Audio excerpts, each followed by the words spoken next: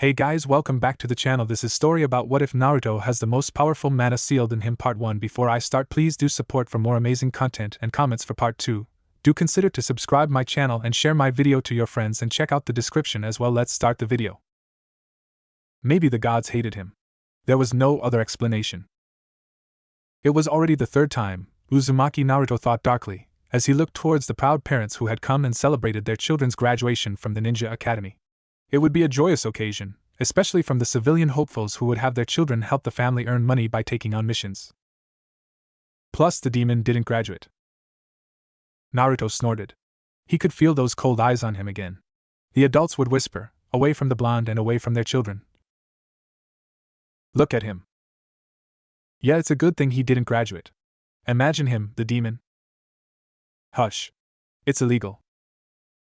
No one can hear us anyway. However, Naruto did.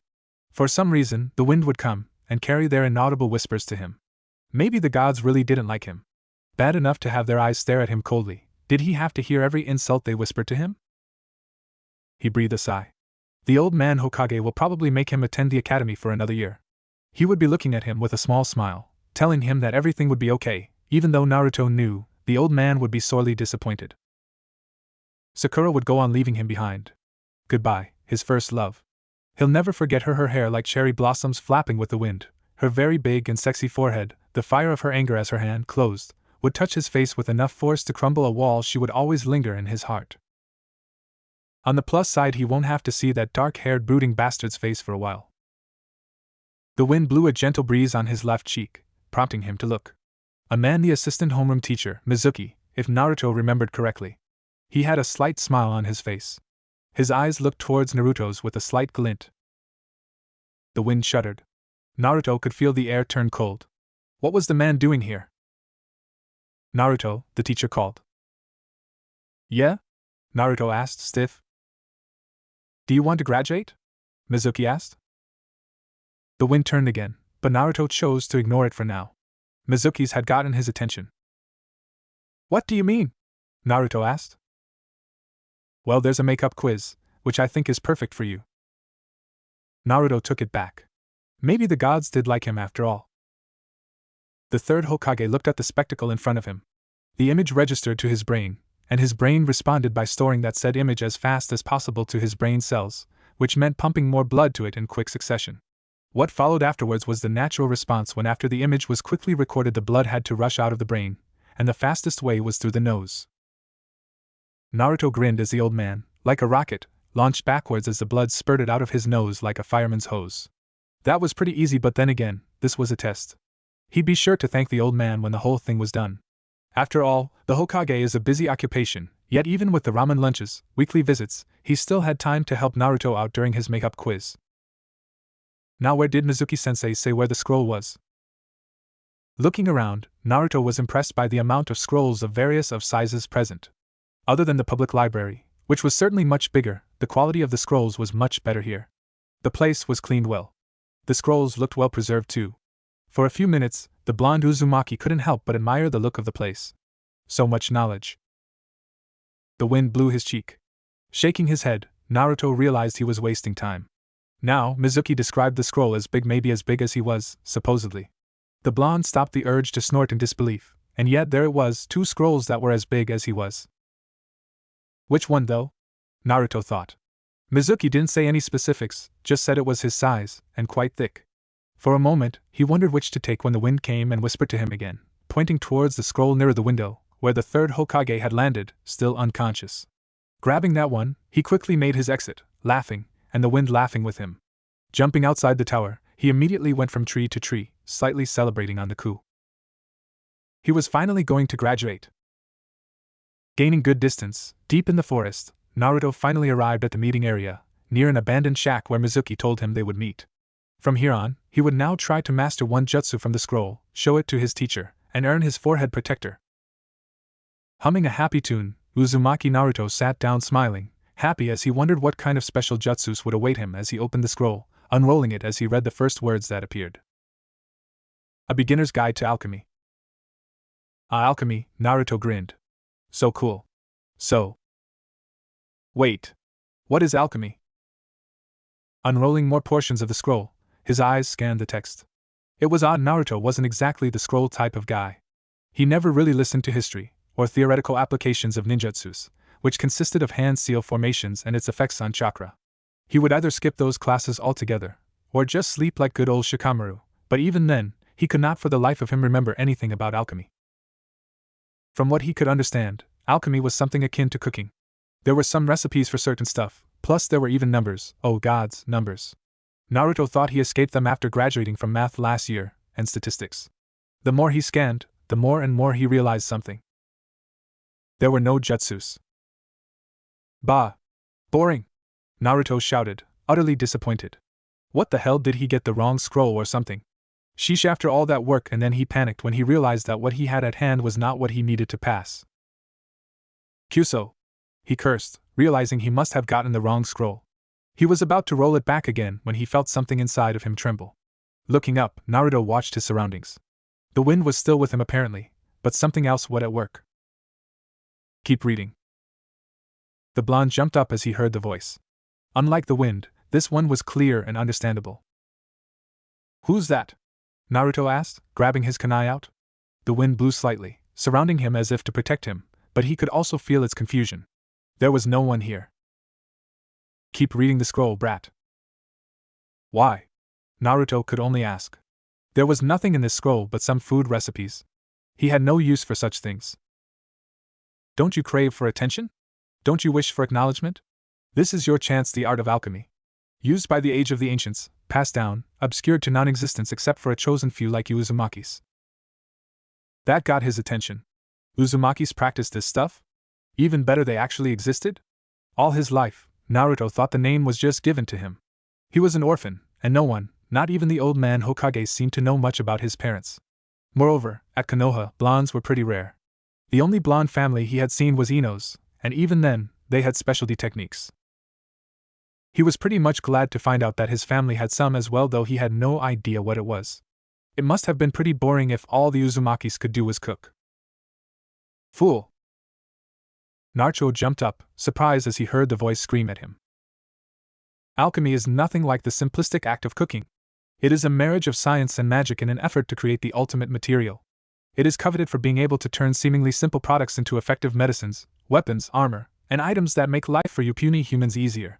For an Uzumaki, you're the dumbest one in history. Hey! Naruto shouted, looking around again. What the heck was the voice's problem? Sure, he wasn't book smart like his dear Sakura-chan, but that didn't mean he needed to take that from some. Who was the voice anyways? I am the Manna of Chaos. The ultimate being. Be thankful that I am speaking to someone as lowly as you, puny brat, for I would never waste my time with you otherwise. Be thankful that a grand being like me is speaking to such an unworthy little boy. Then shut it! Naruto shouted, his anger now overflowing in his system. The voice was now laughing, mockingly at him. What was its problem anyways? Manna of Chaos? What was Manna anyways? You just read about Manna in the scroll. Idiot. The voice chuckled darkly as Naruto shook with anger again. Okay, so maybe he didn't recall as he just skipped most of the texts that weren't seal sequences to do certain jutsus, but did the voice have to try to antagonize him in every step? Yes. Moron. I'm going to shut your damn eye. Naruto. The blonde could only jump in surprise when Iruka appeared in front of him, looking at him with a very annoyed expression. Oops. You found me, Naruto scratched the back part of his head. Naruto, Iruka growled softly. Damn the boy, what was with that stupid look on his face? Didn't he realize he had just assaulted the Hokage and stole a scroll from the tower? What do you think you were doing? Well, Mizuki-sensei said I'd pass if I could learn just one technique from this scroll, Naruto laughed nervously again. But I think I kinda got the wrong one. There was nothing here except some weird-ass recipes and… As Naruto continued to speak, Iruka's mind began to race at what the blonde had told him earlier. Was that true? Did Mizuki, the one who had called his attention to this in the first place, knocking the door of his apartment in the middle of the night, saying Naruto had gone and stole the forbidden scroll? If what Naruto said was true, then… Killing intent. Automatically, Iruka shoved the surprised Naruto out of the way as multiple shuriken and kunai flew towards their direction, groaning as the sharp metal hit his shoulder. Iruka had been able to parry the others away with his own kunai, which he drew the moment the killing intent had washed over him. Naruto was on the ground, shocked for a moment. He had almost complained the moment Iruka had tried and pushed him down, but that died down when his teacher's blood got to his face. His eyes traveled towards Iruka's shoulder, where an offending kunai had lodged itself, piercing his skin and profusely bleeding. What the hell was going on? Who's there? Naruto stuttered, looking around. There was an eerie laugh hanging on the air. Evil. Hateful. Seeing no one, he had to ask again, who's there? My, Iruka, how very noble of you. The trees. Naruto's eyes quickly abandoned the ground, and looked up. His eyes widened as he realized who it was. Mizuki-sensei. The blonde looked at the fully armed Chunin with shock. What the hell is going on? Why are you attacking Iruka-sensei? Mizuki could only grin. He had so much to tell him. You are the nine-tailed demon fox. The line had repeated over and over his head many times. It made so much sense, the reason why his birth date coincided with the celebration of Kyuubi's demise, the reason why the villagers seemed to look at him funnily, their whispers, their icy and hateful eyes. Iruka. Naruto looked at the man. Iruka's parents were killed by him. The man must have hated him so much. No wonder he was so angry with him when he caught him doing pranks, or when he was sleeping in class, or screwed up a jutsu. Iruka was like everyone else, he hated him. I was right. You are a moron. Naruto's head snapped back as the voice once again entered his senses. He looked around again, seeing if anyone else was there, but the only one he saw was Iruka's face as he appeared in front of him. And a very wet thudding sound followed. Knocked off his feet, the blonde could only feel the wetness in his cheeks as Iruka looked at him from above, crying. He spoke warm words, though Naruto couldn't hear them. All his attention was focused on the older man's eyes. They were caring, even in tears. Yes. The harsh voice was right. Naruto was being a moron. He couldn't respond to that. Using your own body to protect that demon? Iruka, you gotten soft, Mizuki declared, smirking. You know, this could have gone easier. All you had to do was stand back, let me take his life, and everything would have been over. After all, it's not him you want to protect. It's just that scroll he has on his back. Iruka could only mumble, now on his knees while his left arm was trying to move Naruto away. The boy did so, frozen, somewhat shocked. The older man could only give him a reassuring smile. What was that? Mizuki asked. I didn't catch you there. I said shut up. Iruka shouted as he grabbed the offending oversized shuriken on his back with his right hand as he stood up. Twirling it perfectly, he flicked his wrist along with his waist and threw the shuriken back at the other man, who dodged it easily. Pathetic. Your body movement lacked and made that throw weak. Mizuki laughed as Iruka went down after the throw, the injury finally getting to him. Why even go to such lengths to protect him? You know who he is. Yeah, I know who he is, Iruka growled darkly, his eyes meeting Mizuki's. Then why are you defending the Kyuubi? Kyuubi? Iruka chuckled, his eyes never wavering. I don't see him anywhere. Behind me is Uzumaki Naruto. A hard-working student. He paused. One of my best. Naruto looked at his teacher with some awe and respect. The man cried for him. He bled for him. And now Naruto closed his eyes as his own tears formed. The man was the first one, other than the Hokage, to accept him as he was. The feeling of joy was indescribable. And now you get sappy. Naruto ignored the voice. He knew what he had to do. There was nothing else in his mind right now other than that thought. He had to protect Iruka-sensei. How are you going to, brat? Do you think you can even beat him? A Chunin? And what are you? A boy who couldn't even do a clone technique. You will never win against him. The voice was right. He needed power. Then die first, and wait for him as you travel towards the afterlife, Mizuki declared, a second large shuriken spinning on his fingers. Naruto could only grit his teeth. He needed power. What kind of power? Any kind of power will do, he thought. As long as it was enough to protect his precious person, any power that will allow him to protect Iruka would do. Then come to me. And everything faded to black. The floor was wet, Naruto noticed. The forest had faded, giving way to what looked like a subterranean walkway. It was dark, humid, and yet creepy at the same time. He took a step. The sound of the water dropping from the base of his sandals back to the floor was rhythmic, impossible to happen as Naruto had experienced from walking in wet surfaces, giving the place a more unnatural feel. The air was heavy with an odd energy that radiated in front of him. He took another step. And another. And another, which finally led him into a big room with a big giant cage. In between the cage was a small paper with a seal written on it, and beyond Naruto could only see two red eyes looking back at him. So we finally meet, the last of the Uzumaki. You, the voice. Behind the eyes, 9 lines moving at incredible speed smashed towards the walls at the side.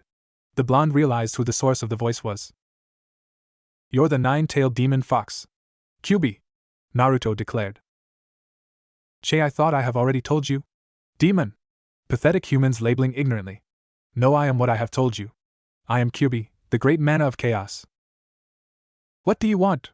The blonde demanded, shivering slightly as the strange energy washed over him, more potently than before. A pact.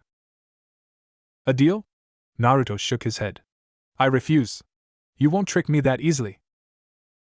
Stupid moron. So that is your conviction, brat? You ask for power, but when it finally comes to you, you refuse? Will I have to remind you again where you stand? Your teacher, It grinned evilly. Precious person is in danger. Haven't you made a vow to protect him? Or were those words empty? It laughed. So the last of the Uzumaki falls so far from the tree your mother would weep at your cowardice. Naruto growled. His fist closed, his eyes looking back at Kyuubi's hard. The monster was right. He needed power. He had specifically said it could come from anywhere as long as it was power enough to protect Irika. What do you want? The blonde asked, knowing he was finally cornered. You want me to free you? Want me to do blood sacrifices? What? Humans definitely moronic. Even after saying I'm not some lowly demon but a great Manna, you think I ask such demeaning demands. You want to know what I want from you, brat? Fine. In exchange for giving you enough power to protect your precious teacher, I want you to continue what your lineage demands you to do. A pact made between a human and Manna is only valid as long as the human is in pursuit of alchemy. You want me to be a cook?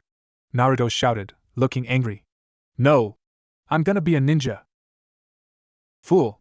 An alchemist is the protector of life, who swears an oath to uphold the balance of the elements. Ninja, samurai, lords, merchants, they are certainly more than cooks. Can I become a ninja and an alchemist? Naruto asked.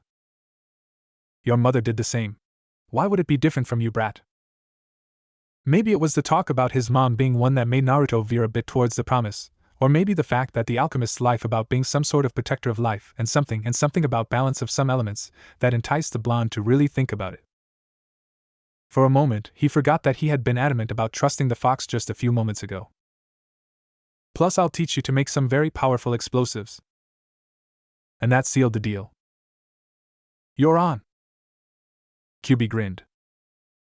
And my part of the deal, I shall bestow you your first alchemic weapon. Oh, what is it? A cool sword? A kunai that never misses its target? The only response Naruto got was a rather hard hit towards his forehead, strong enough to make him fall down and scramble on the wet floor. Ow. Ow. Ow. What the hell? The blonde demanded, looking towards the offending projectile that had launched from the caged seal. It was a small box. Taking a few moments to look at it, Naruto took it and pried the box open, revealing cards. Fate cards complex, hard to learn, and oh so perfect for the dim-witted like you. What the hell am I supposed to do with this? Naruto shouted, looking back towards the red eyes looking at him with amusement.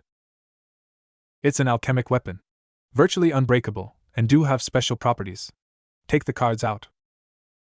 Naruto obeyed, looking somewhat confused. How the heck were these supposed to be weapons? The cards didn't even look that special, almost all of them are blank, except for 2 cards. One had a picture of himself, and the other was a picture of a fox with 9 tails. The 2 cards were beside each other. Fate cards bestow the gift of foresight. It represents the flow of fate of a certain time. As you can see, for example, my card and yours are beside each other, representing our relative closeness to each other. Take a few steps back, brat. Naruto did so, and noticed that the cards on his hands rearranged.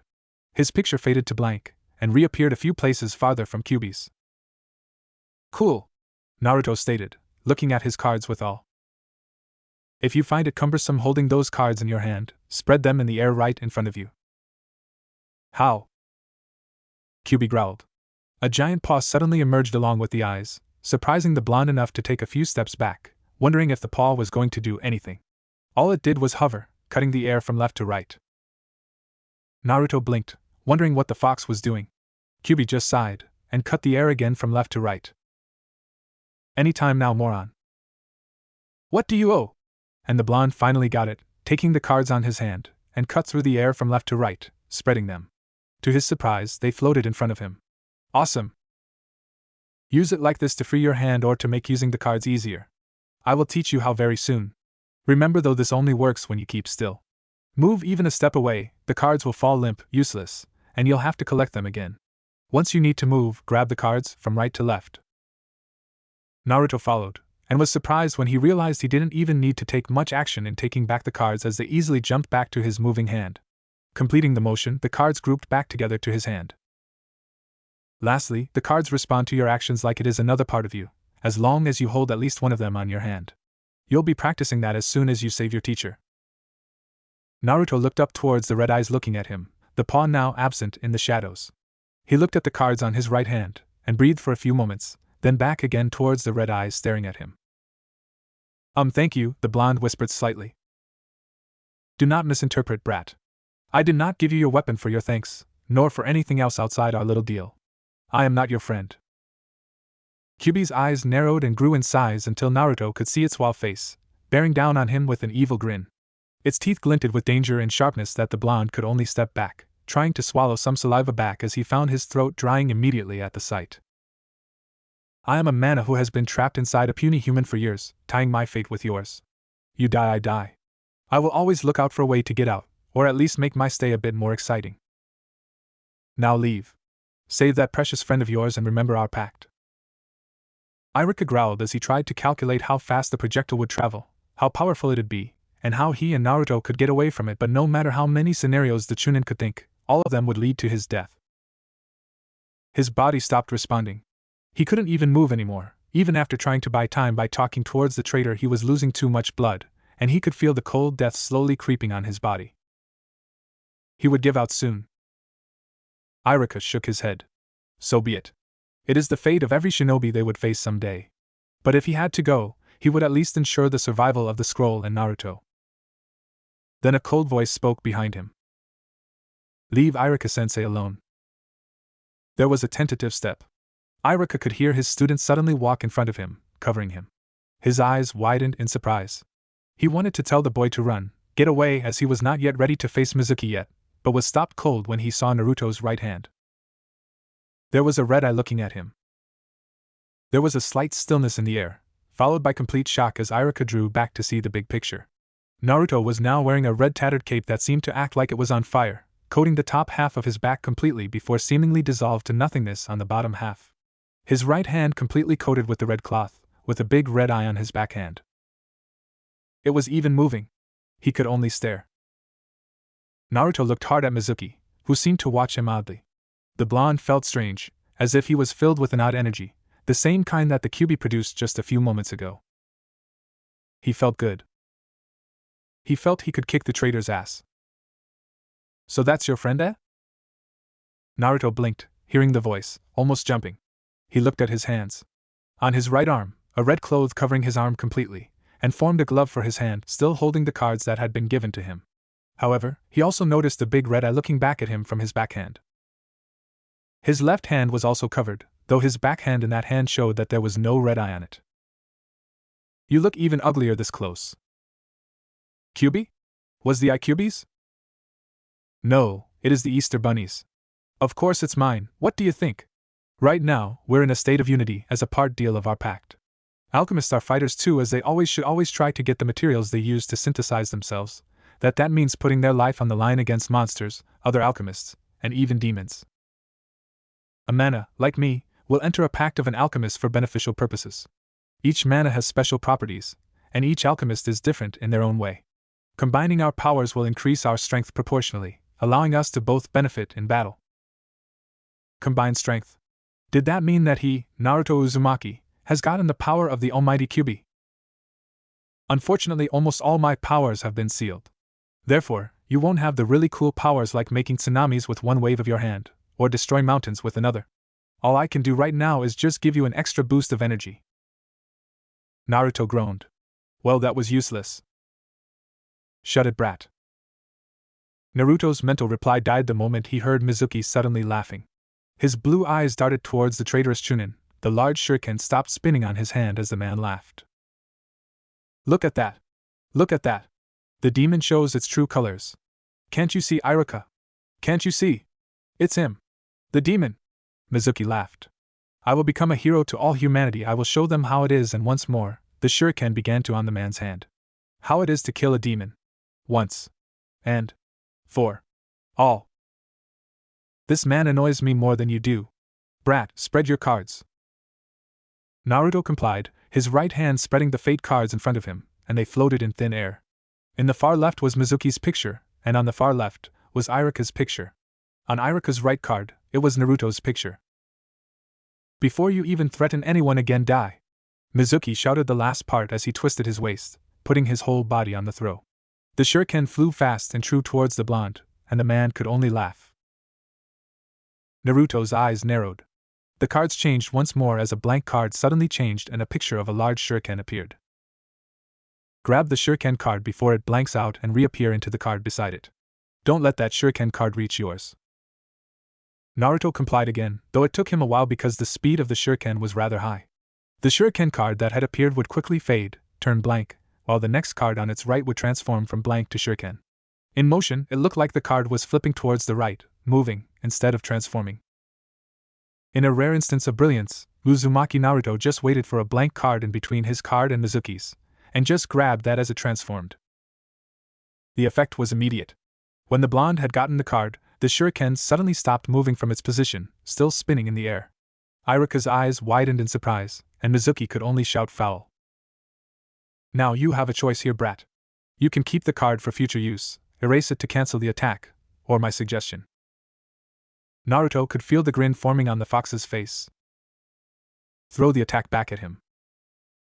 Naruto took the third, and Kyuubi explained quickly to him how. Placing the shuriken card back on the floating line of cards, he quickly motioned his hand holding the card and moved from right to left. The shuriken card immediately joined the line, and faded, setting a chain reaction of transforming cards, though instead of traveling towards the Naruto card, it came towards the Mizuki card. The shuriken that had stopped on its travel suddenly snapped back and went straight towards Mizuki. The man's eyes widened in utter shock and made a face that had Naruto smile.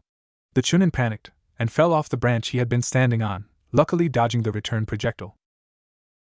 He was still skilled enough to land on his feet, though now, he was completely shaken. You demon! Take this!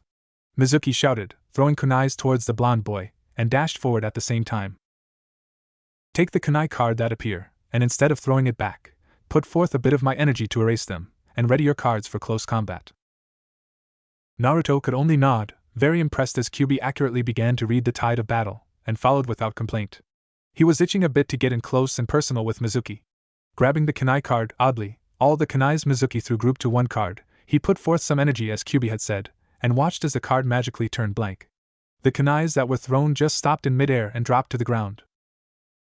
Naruto quickly moved his hand from right to left, gathering all the floating cards back to his palm, and threw his arm towards the charging Mizuki. The cards flew straight and through, and connected like it was a whip, almost hitting the Chunin on the head if he hadn't dodged at the last second. Damn demon! Mizuki shouted, getting more and more delirious. Your tricks won't save you, I'll. The older man couldn't even finish what he was saying, shaking like a leaf. Nice showing, brat. As a reward, let me teach you a skill you'll find more useful than that useless clone technique you couldn't do. Spread your cards quickly, before he recovers, and quickly grab the blank cards and your own card as well. Naruto did so. Concentrate more of my energy in them. Naruto complied, and was faintly surprised when all the blank cards suddenly started transforming, showing his picture on them, albeit somewhat differently. This is called Jade Shift. Spread the cards once more online, and recall them to your palm. Then kick his ass. The blonde did so, and when he had recalled the deck back to his hand, he was suddenly surprised the forest suddenly shimmered as clones of Naruto popped out of nowhere. Iruka's eyes widened. Judging by the shadows that were present in each clone, he realized that each Naruto had an actual physical body. It was eerily similar to the more advanced clone technique that Naruto had failed to perform earlier. The blonde just smiled as he realized he now had at least more than a handful of helping hands, each of them with the same thought on their heads. Cracking their fingers as they closed their fists, they stared straight into Mizuki, who only looked at all the Narutos in shock. Payback time, Mizuki team! All the Narutos shouted as they all charged in and followed Kyuubi's last advice to kick his ass. And kick his ass they did. Leaving the bloody traitor on the forest grounds, who kept moaning for mercy, Naruto looked towards Iruka, who was now lying on the forest grounds. The boy's blue eyes widened and rushed towards the teacher, sliding down beside him. Iruka-sensei! Iruka-sensei! Naruto shouted, shaking the man slightly. There was no response. Man lost too much blood. You took your time fighting him, moron.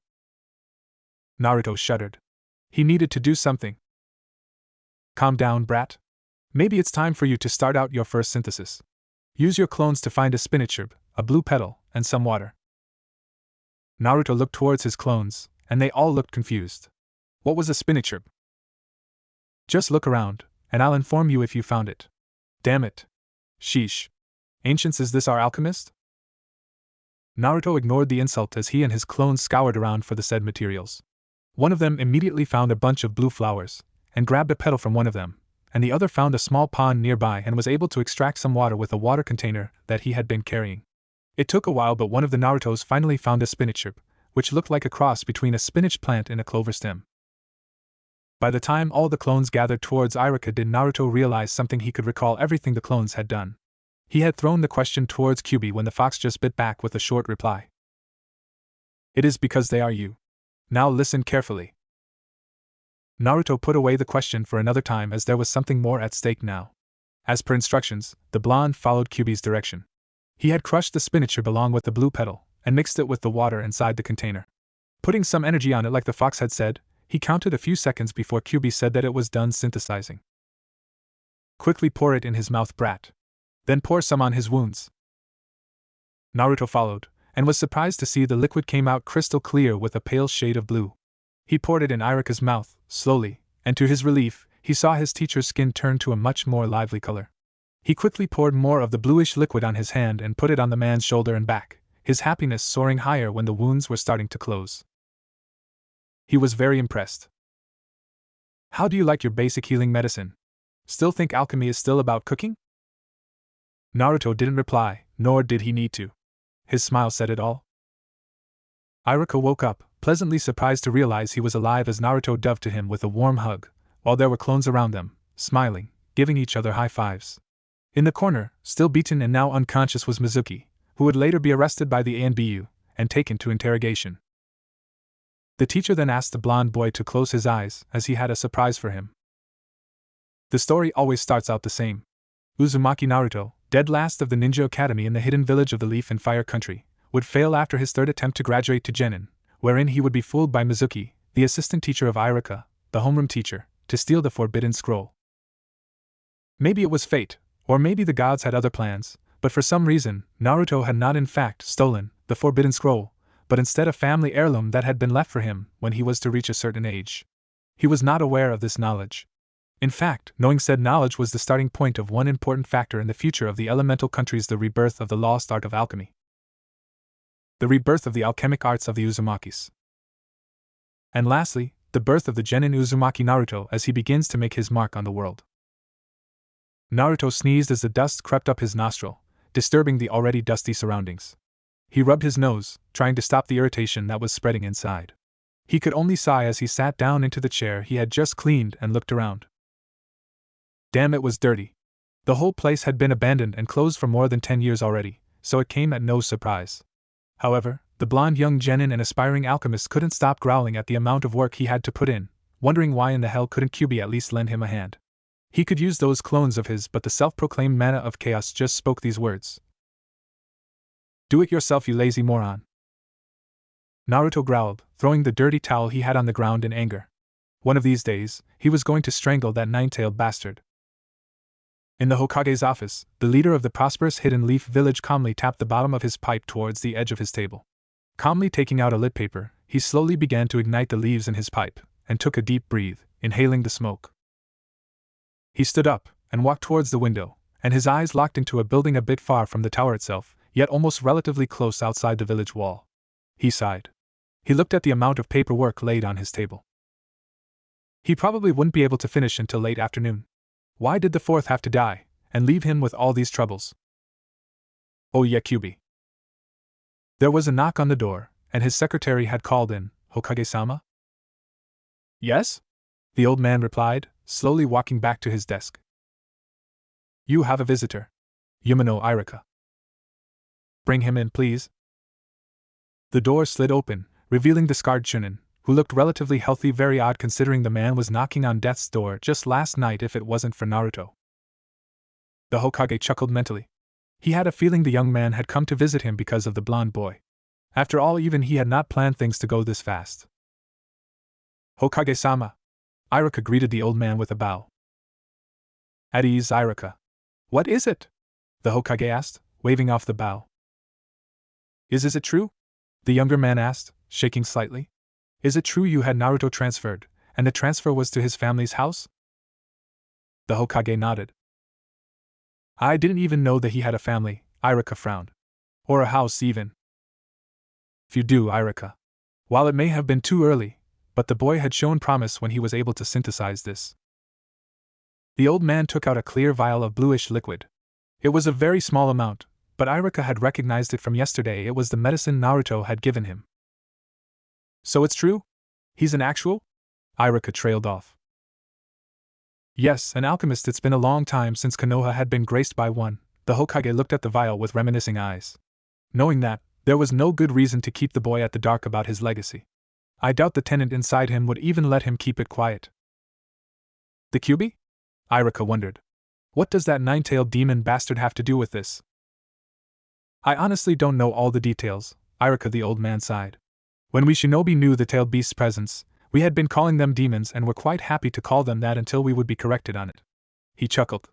Funny how it takes one young woman from another village to come here and lecture the professor like me on my ignorance. It was like being a small child lectured by a teacher on how the world works.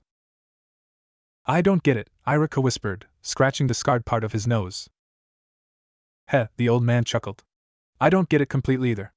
Tell me, Irika, what do you know about alchemists? The schoolteacher looked somewhat annoyed, as if the Hokage had suddenly asked him a question that was so rare to appear in an exam, and for good reason. Most of the study involving alchemy, a very mysterious art, was basically useless to almost all shinobi and civilian work. Only those well-versed in theoretical application and serious historians have any interest in it. Well, they are a very reclusive bunch. Very rare to even hear about one because they live like nomads, and travel from place to place, earning their keep by helping people in their travels. They are very well known for being able to create anything, from simple medicines to rare items in minimal time. A very textbook answer. Did you know the one who had inputted those details was a woman named Uzumaki Kushina? The Hokage asked. Uzumaki? Yes, Naruto's mother. Officially, she's nothing more than a surviving ninja of the Whirlpool village, but those who have known her for some time, they know she was more than just a regular shinobi. The old man smiled somewhat, remembering the tomboyish young woman who had made an impact to another very important person in Naruto's life, the fourth Hokage. She was Konoha's alchemist. She was the one who had helped Tsunade make a medicine when the great epidemic occurred. Irika's eyes widened. I thought Tsunade was the one who had developed the medicine, the young man asked, startled. Kushina didn't want the credit. Only a select few knew the impact she had on the village. Because of her medicine, Konoha grew more prosperous, as we had the only cure for everyone else. Money came in droves, and along with it, political power, and the Hokage frowned. Of course, because of that medicine, some went to war for it as well. The third shinobi war, Irika mumbled, looking down. He looked towards the old man who had been relaxing back on his chair. Why are you telling me this, Hokage-sama? Humph, it's not a secret, the old man grunted. It's just not said. An alchemist is an additional power for a country that has one in its ranks has the potential to dictate the tides. Alchemists can make reliable medicine cheaply, as young Naruto had shown. With a very common spinach herb, a couple of flower petals and water, you can make a strong enough medicine to heal wounds instantly. I hear some medicines are able to cure fatal wounds even. Alchemists can also make weapons and armor quickly and easily. The possibilities are endless for a village blessed with an alchemist present. They knew, of course, that their talents would be used, hence why most would adopt the nomadic lifestyle. Some would settle down, living lives other than alchemists, teaching their arts to their children in secret so it would be passed down along the line. Kushina herself wasn't a known alchemist until, of course, the great epidemic happened, and now the art has finally passed down to her surviving heir, the Hokage. Finished. Once young Naruto finally settles down, he'll finally start to learn his family's legacy. That's why I left the scroll he had stolen yesterday to him. It's funny how he was supposed to steal the forbidden scroll filled with jutsus that would most likely fulfill Naruto's wildest dreams and instead takes his mother's scroll. He must have been at least disappointed when he found out at first. The Hokage chuckled, and Iruka smiled somewhat, but still restless. The more he learned about alchemists, the more he became worried for Naruto.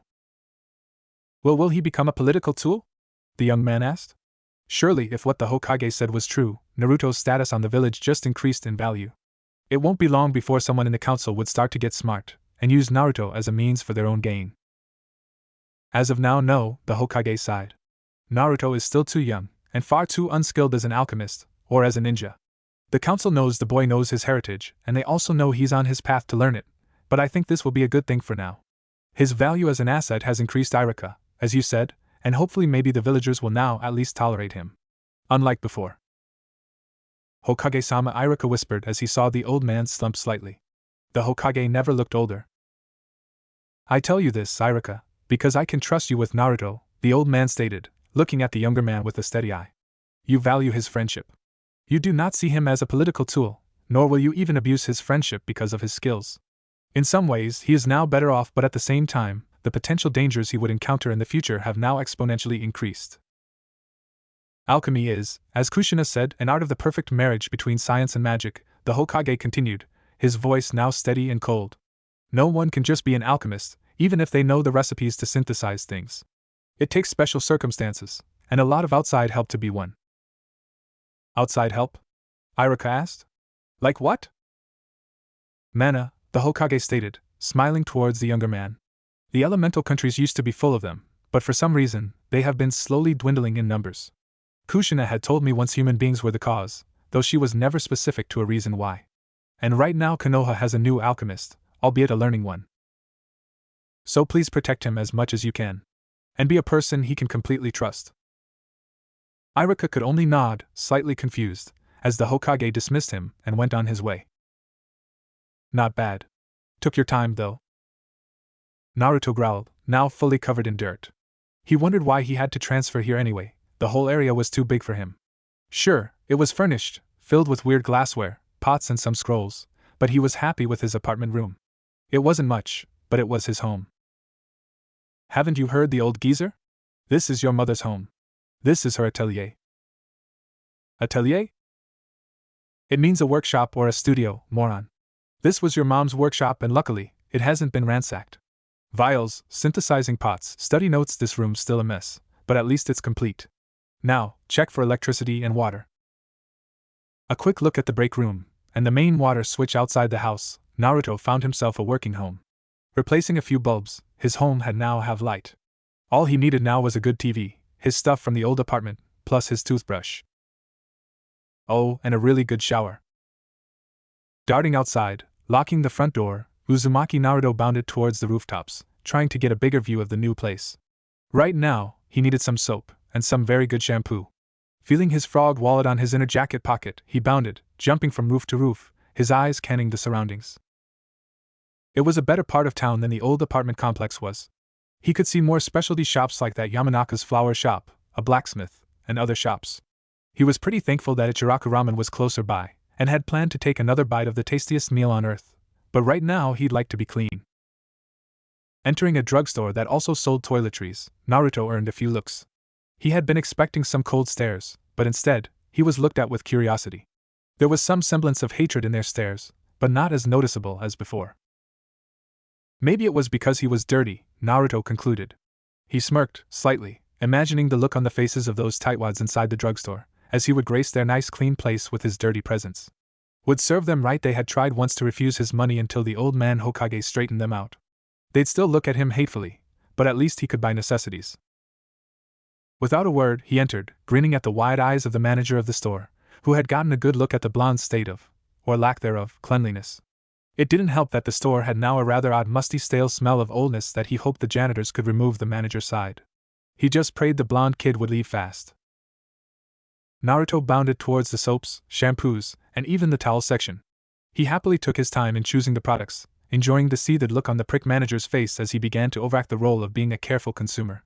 He weighed 2 bars of soap with a rather overly loud voice, whether he should buy knee guard or Konoha Spring, whether he'd get mane and hair shampoo or the funky cool Kunshiroken shampoo, no contest, as Kunshiroken was Naruto's choice of shampoo as it gave his blonde hair that oh-so-perfect volume.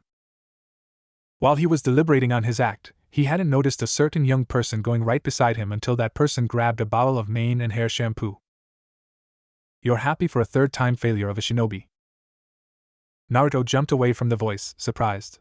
He was about to shout bloody murder, ask why he was snuck up upon and berate the person for even insulting him when he realized who it was. Oh, it's you. Uchiha team, Naruto muttered, his eyes narrowing. Uchiha Sasuke, Rookie of the Year, and overall Naruto's least favorite person. The boy was arrogant, cold, demeaning, arrogant, cold, and demeaning. Yes. 3 traits, repeated all over again. That is how Naruto viewed the last Uchiha fault so bad, it had to said twice. Oh, and because Sakura's head over heels for this asswipe. Sure, she had bad taste, but really it's Sasuke's fault for being attractive to his crush. And get updated, I passed, the blonde finished, looking away. He felt his playful mood go away, just being so close to him sucked the sunshine away. Sasuke replied, smirking towards the blonde with his arrogant smirk. Claims the liar. Says the emo bastard. Naruto began to shoo his classmate away with his hand. Go away, team, I have more important things to do. Sasuke covered his nose and mocked, yeah, like getting a decent soap. What did you do, liar? Found a home in the Inuzuka kennels now that you failed to even make a ninja. Probably better where you live, Naruto shot back. Every time you come to class, you have that too musky smell that even Kiba complains about. Is your house that stinky you have to cover yourself with perfume so you wouldn't embarrass yourself in front of the fangirl group you have? Sasuke's eyes narrowed. Oh, what's wrong? The blonde continued to instigate. Did I insult Wibble Sasuke's feelings? Are you gonna CWY? Like a little girl? Promptly, a fist came out and hit the blonde directly in the nose, causing him to backpedal, and he cradled it. His eyes darted towards Sasuke, who looked red to dish out more punishment. Naruto shouted, rubbing his nose. That stung. You bastard. There was a cough behind him. Naruto jumped up again, and looked behind him to see the stuck-up manager, looking at Naruto with a small glare. Is this brat bothering you, Uchiha-san? The man asked, looking towards Sasuke kindly. The raven-haired boy replied. Guess you need adults to cover your ass, team? Naruto asked, earning 2 glares, one from the manager and the other from Sasuke. Humph, I'm tired of this BS. I'm going.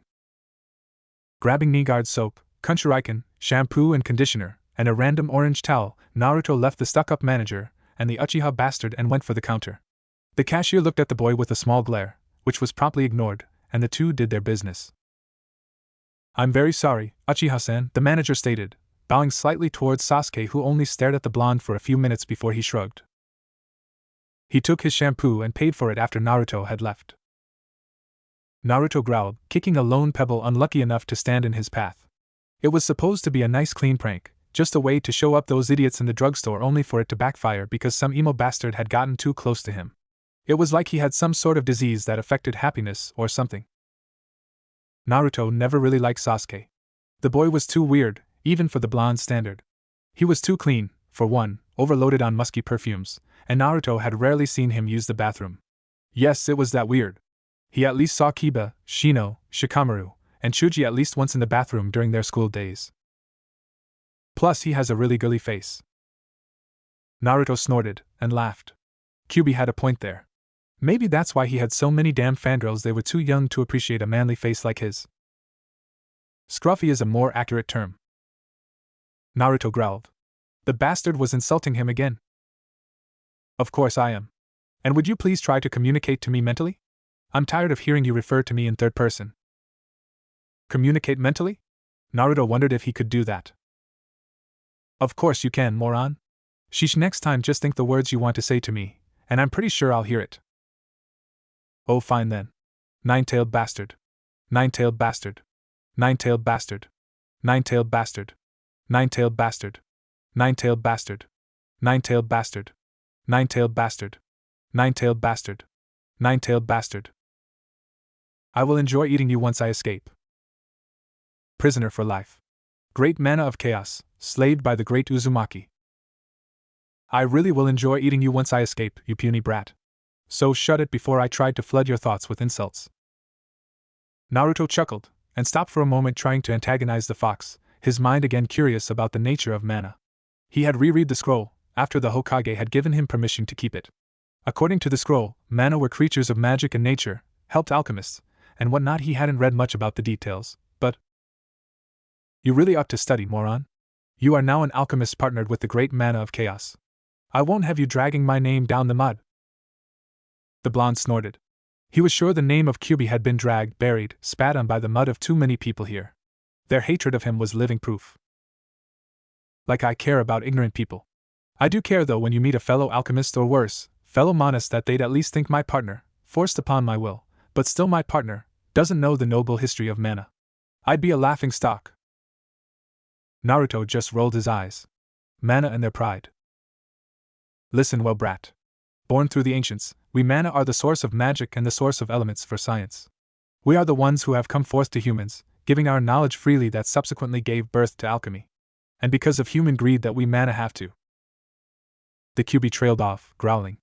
Naruto could hear the mana shuffle inside him, almost angry at his last outburst that the blonde didn't even push it. He just sighed, and went towards the rooftops, and began to jump back home to take a shower. Back at his new home, Naruto dashed straight to the bathroom, stripped his clothes, and began to clean himself anew. The Guard soap had a very neutral smell, yet it also boasted antibacterial properties to a near 100%. It was good against pimples, dirt, and smell. It wasn't long before the tile floor was flowing with brown water, but hey, it left his skin squeaky clean. Of course, his proud porcupine golden spikes were smothered with Kunshuriken shampoo and conditioner, and after a long nice hot shower, Naruto felt good once more. Wiping himself off with his new towel, he grabbed his spare clothes, although foregoing the jacket as he wanted to cool off. One of these days, moron, you need better clothes that suit your standing.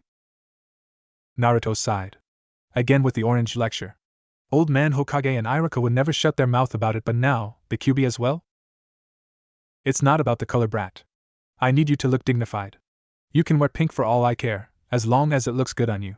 And don't go speaking to me in third person again, brat. Yeah, whatever Naruto thought. He looked towards the atelier for a moment, wondering what his future would hold. Kyuubi, what will happen next? I mean, what will happen to me now that I'm an alchemist and all? You asking me, brat? I'm a mana, not some seer. Stupid human. What is it with you and your hatred for humans? Naruto asked. Stemming from history since the ancients, if you knew how far human greed can go when it concerns power, you'd understand. I doubt it though, a moron like you would never understand. There was only one human being worth of respect, and that human's dead, long gone.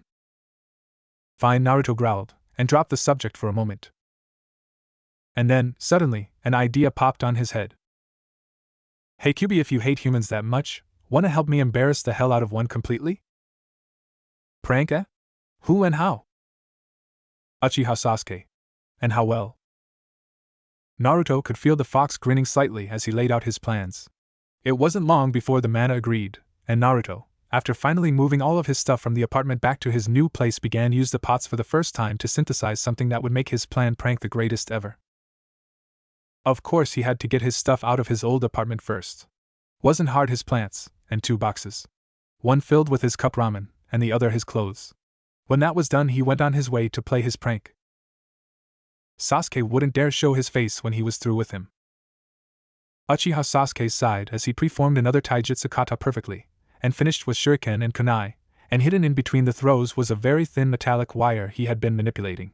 By the time his practice ended, he finished off with a slight pull, completely cutting the head of the training dummy he had been practicing on. He suddenly looked up. He caught a present for just a second, but it was gone quickly. Relaxing, Sasuke retreated back to his house, and closed the door, locking it. He went for the windows, and closed them as well. Sighing, he removed his shirt, grabbed a few towels, and then removed the bandages he had placed on his upper chest area. Unknown to him, behind the couch, Naruto was hidden, his grin widening. On his hand was a disposable camera he had bought after finally moving all his stuff from the apartment to his new house, ready to be used. All he had to do was just wait until the time was right. Uchiha Sasuke sighed, removed his shorts and underwear, and crinkled his neck, and combed his hair slightly down with his hand. He went to the bathroom, and was about to open the tap of warm water to fill the tub when he noticed a very odd-looking sphere near the tub. Without warning, it blew up in a shrilling boom along with a blinding light. Retreating, Sasuke raised his arms, dropping the towel he had been holding, and tried to feel his way outside. Who was attacking him? His arms flailed around, trying to see if he'd anyone, and just growled, angry.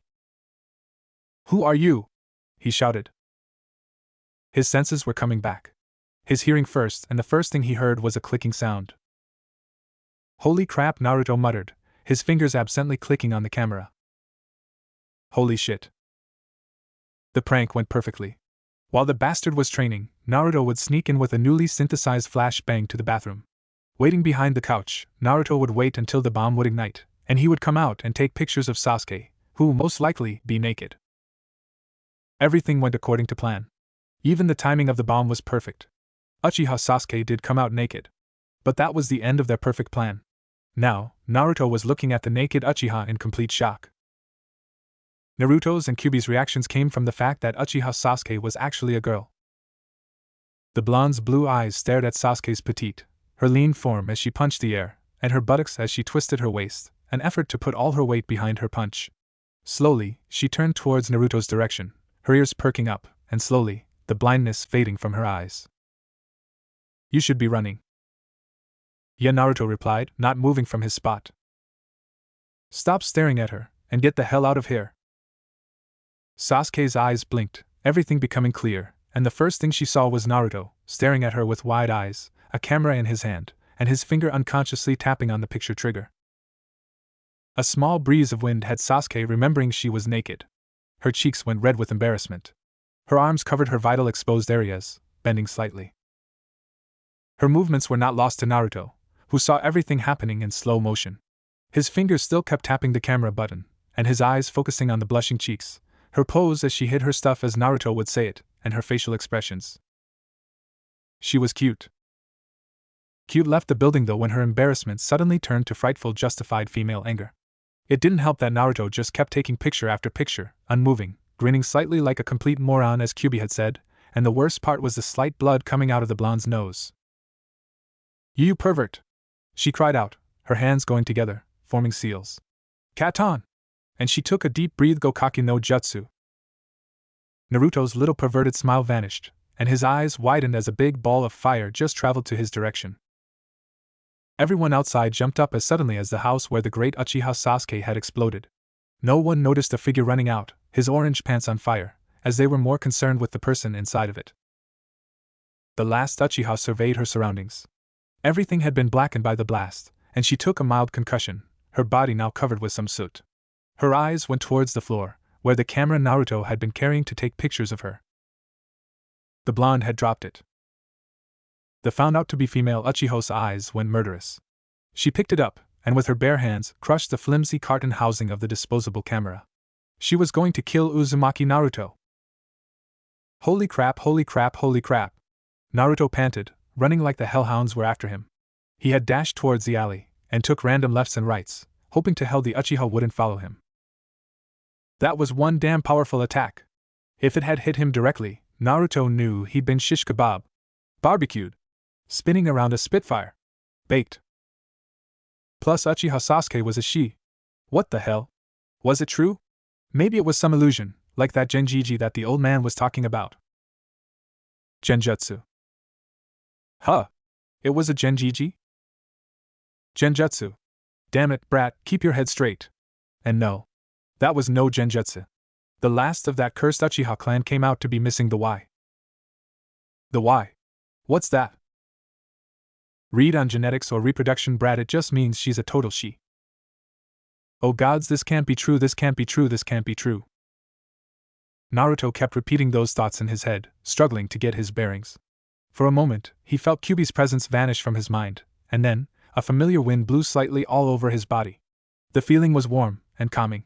The blonde could only breathe out the breath he had unconsciously kept and relaxed.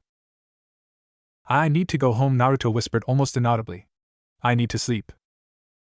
The wind guided him home. The third Hokage smiled. The paperwork was all done. Even better, from what the ANBU could report, Naruto had finally finished moving to his new home just a few hours ago. The old man dismissed the ANBU and told them to take a break. It had been a productive day. A talk with Irika in the morning, some paper stamping, some healthy break, slipping out of the office undetected for a few hours, more paper stamping, and lunch. He was even able to visit the academy, though only the young ones were left there. Konohamaru was still a headache, but at least he tried. The old man was about to take his well-deserved break.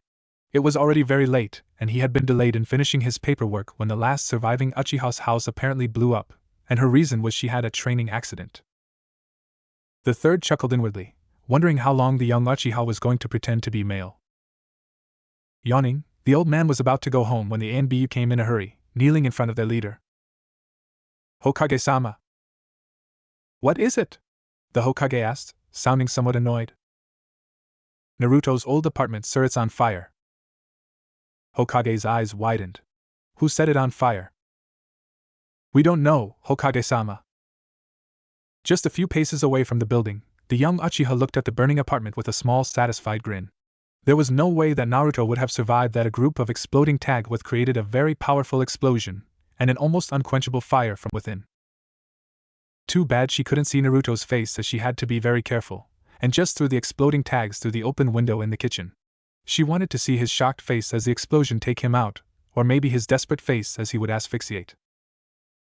She swallowed the urge to laugh like a mad woman, not by choice but because brooding Sasuke Uchiha doesn't laugh. He only grunts. Plus the laugh could give her away, it was rather high-pitched. So, imagine her surprise when after 2 days of trying to kill the blonde pervert, she would find him again in the academy, before the team arrangements were called, sleeping peacefully on top of a desk. Very much alive as the day she had planned to burn him to dust, he was sleeping away in his new home.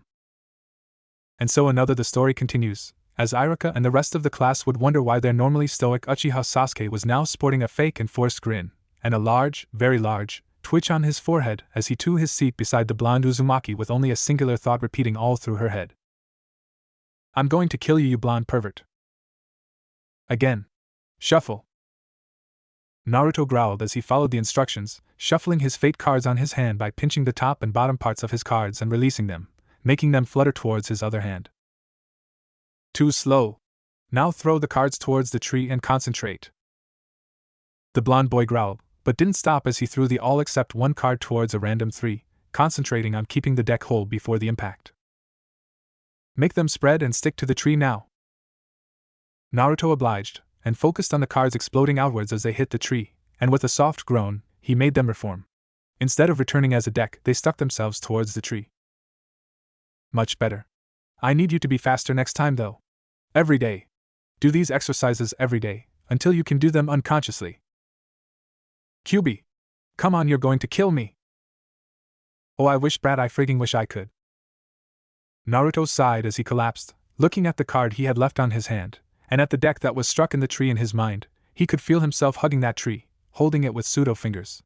On his thought, the cards let go of the tree, and began to reform back on his hand to a deck. Whatever had gotten Kyuubi fired on his ass, Naruto wanted to stop, at least for a moment.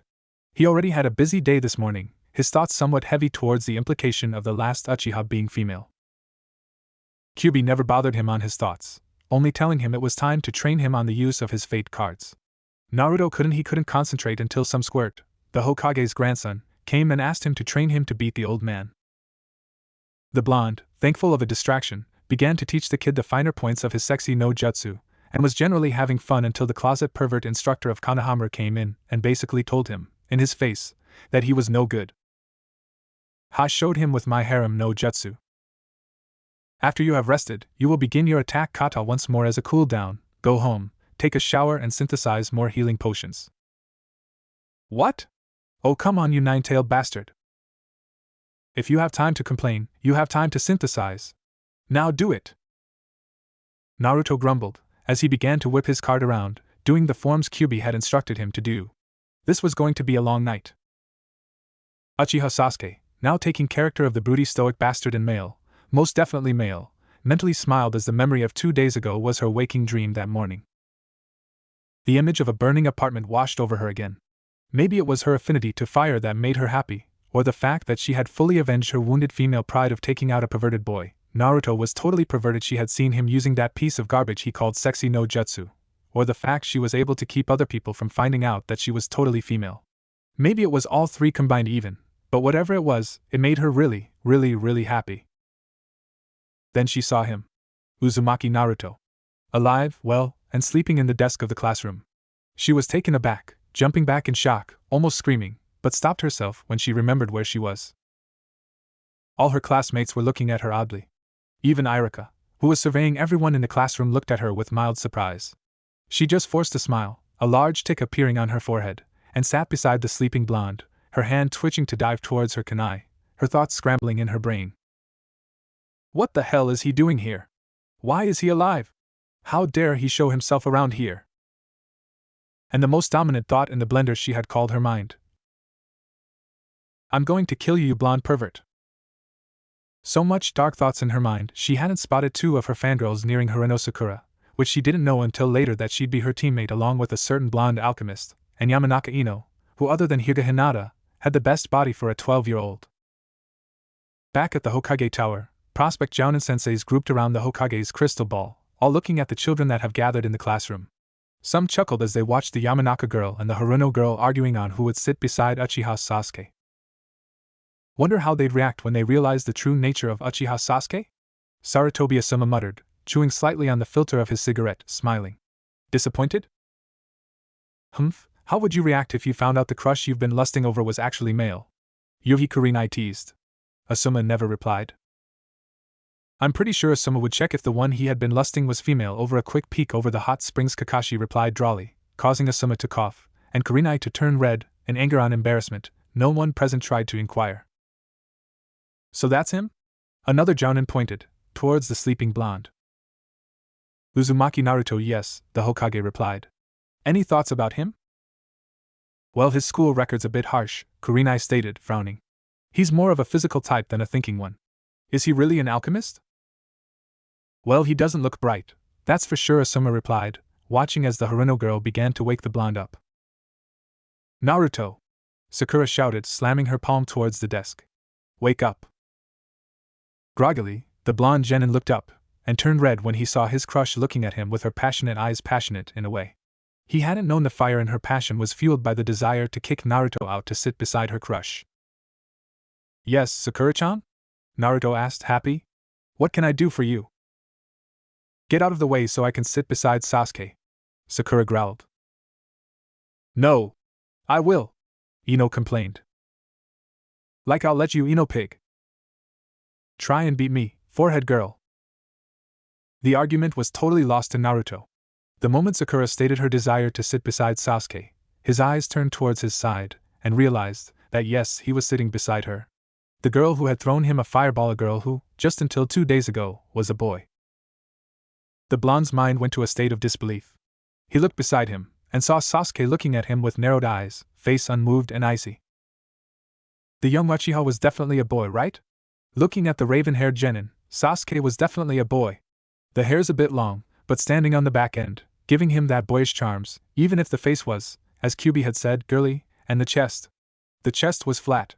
It was flat. To prove his point, Naruto's hand went towards Sasuke's chest.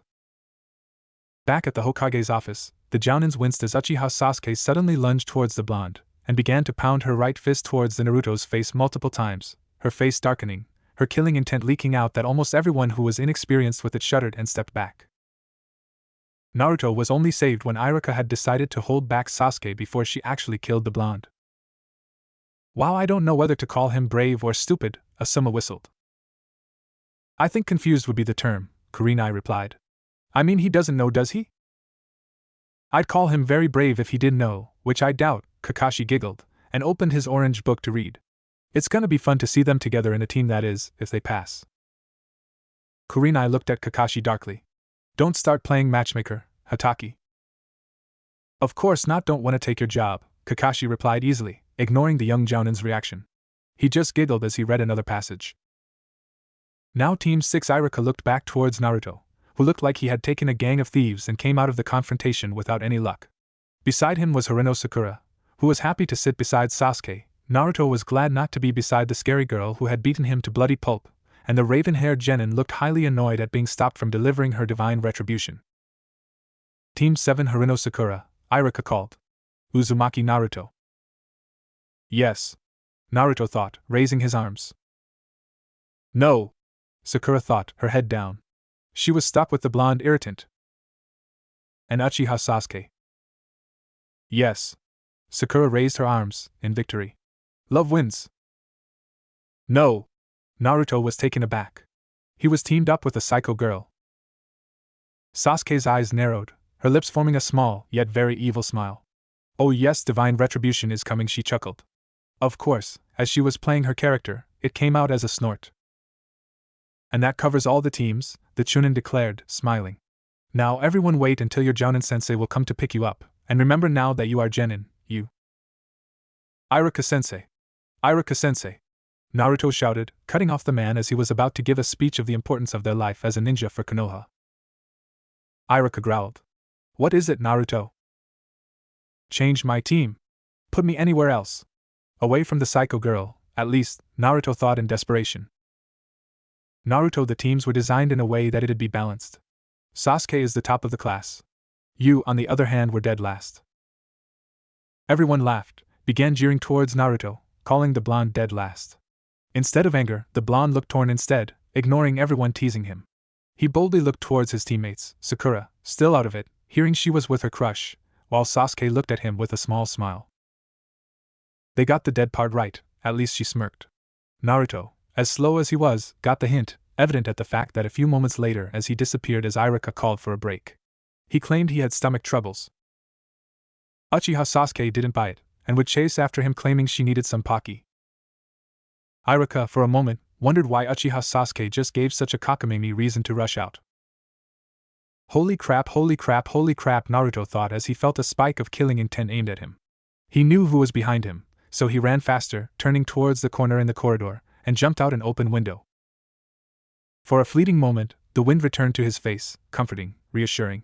The blonde smiled, and spread his arms as he was in the air, relishing the feel of the wind before he readied his body and landed cleanly on the ground, and began to run. Just a few seconds later, Uchiha Sasuke had landed almost at the same spot where Naruto had, and slowly tried to feel the surroundings. She felt 5 presences, so she concentrated on the one moving away, and locked onto that. Then her hunt began. Rushing past a few trees, she stealthily crept ahead, trying to lock on her moving target. It was hard. She tried to predict the course he'd take, going ahead to cut him off only for him to take a different route. This pattern repeated itself over and over. The young Uchiha sighed, as she found herself getting angrier as she was forced to keep the chase. It wasn't long before she found herself with her other teammate, Haruno Sakura, who upon spotting her, waved her hand and called her in. Sasuke-kun! The pink-haired genin called, making the raven-haired genin groan. Oh, for the love of Sasuke put on her stoic, brooding face, and faced the girl. Maybe she could make this confrontation short, and as painless as possible. Yes, Haruno-san? The Uchiha asked. I was wondering, since we were on the same team, Sakura began to mumble, looking down. I wonder if we could go to Have you seen Naruto? Sasuke asked, cutting the girl off before she could say the D word. Naruto? Sakura suddenly seemed to be put off. Why would you want to see him? I mean, all he does it bother you. I bet it's because he doesn't have parents, she nodded, feeling somewhat proud of herself. Sasuke's face only darkened, her eyes narrowing towards the pink-haired girl, her anger rising. He acts so free, doing whatever he wants. If I did that, my parents would ground me a month. He's lucky, all alone, he's got no one to tell him what to do, or what not to do, and that's why he always makes trouble.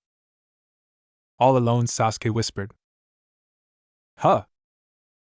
The feeling of a parent yelling at you is nowhere near the pain he feels, the raven-haired genin spoke softly, yet sharply, making Sakura confused. Well, what's wrong? You're annoying, Sasuke stated clearly and coldly, making the other girl flinch. Without another word, she left her there, continuing her search for the blonde-haired pervert. Naya, ha ha ha. Naruto chuckled, exiting the bathroom. What a genius he was. For a moment then, he was so nervous trying to escape the psycho girl, who he knew was following him, but the wind guided him towards the safe spots until the girls seemed to give up the chase. He then spent the remainder of his time hidden in the only place where any girl would not enter the boys' bathroom. Of course, he also failed to remember that Uchiha Sasuke was at the top of her class for a reason, and she too came to the same conclusion, which was the reason why the first face that Naruto got to see the moment he had opened the door of the bathroom to exit was hers. GYH. Naruto shouted and immediately shut the door, and dove back inside only to be followed in by the person he was hiding from. Hey! Get out of here! This bathroom's for guys. GI. A shuriken lodged itself to the tile wall, very near Naruto's left cheek. The sudden intrusion of a sharp object near his person got the blonde to quiet down, if not turn to a rather unhealthy shade of blue. Listen here, you blonde pervert, Sasuke growled, putting as much killing intent as she could in a small space. Naruto's attention was on her. I'm not. Ho? And I suppose taking pictures of my naked body is not a sign of perverseness? The Uchiha asked. No. It was supposed to be a prank. Was gonna spread the photos around YK.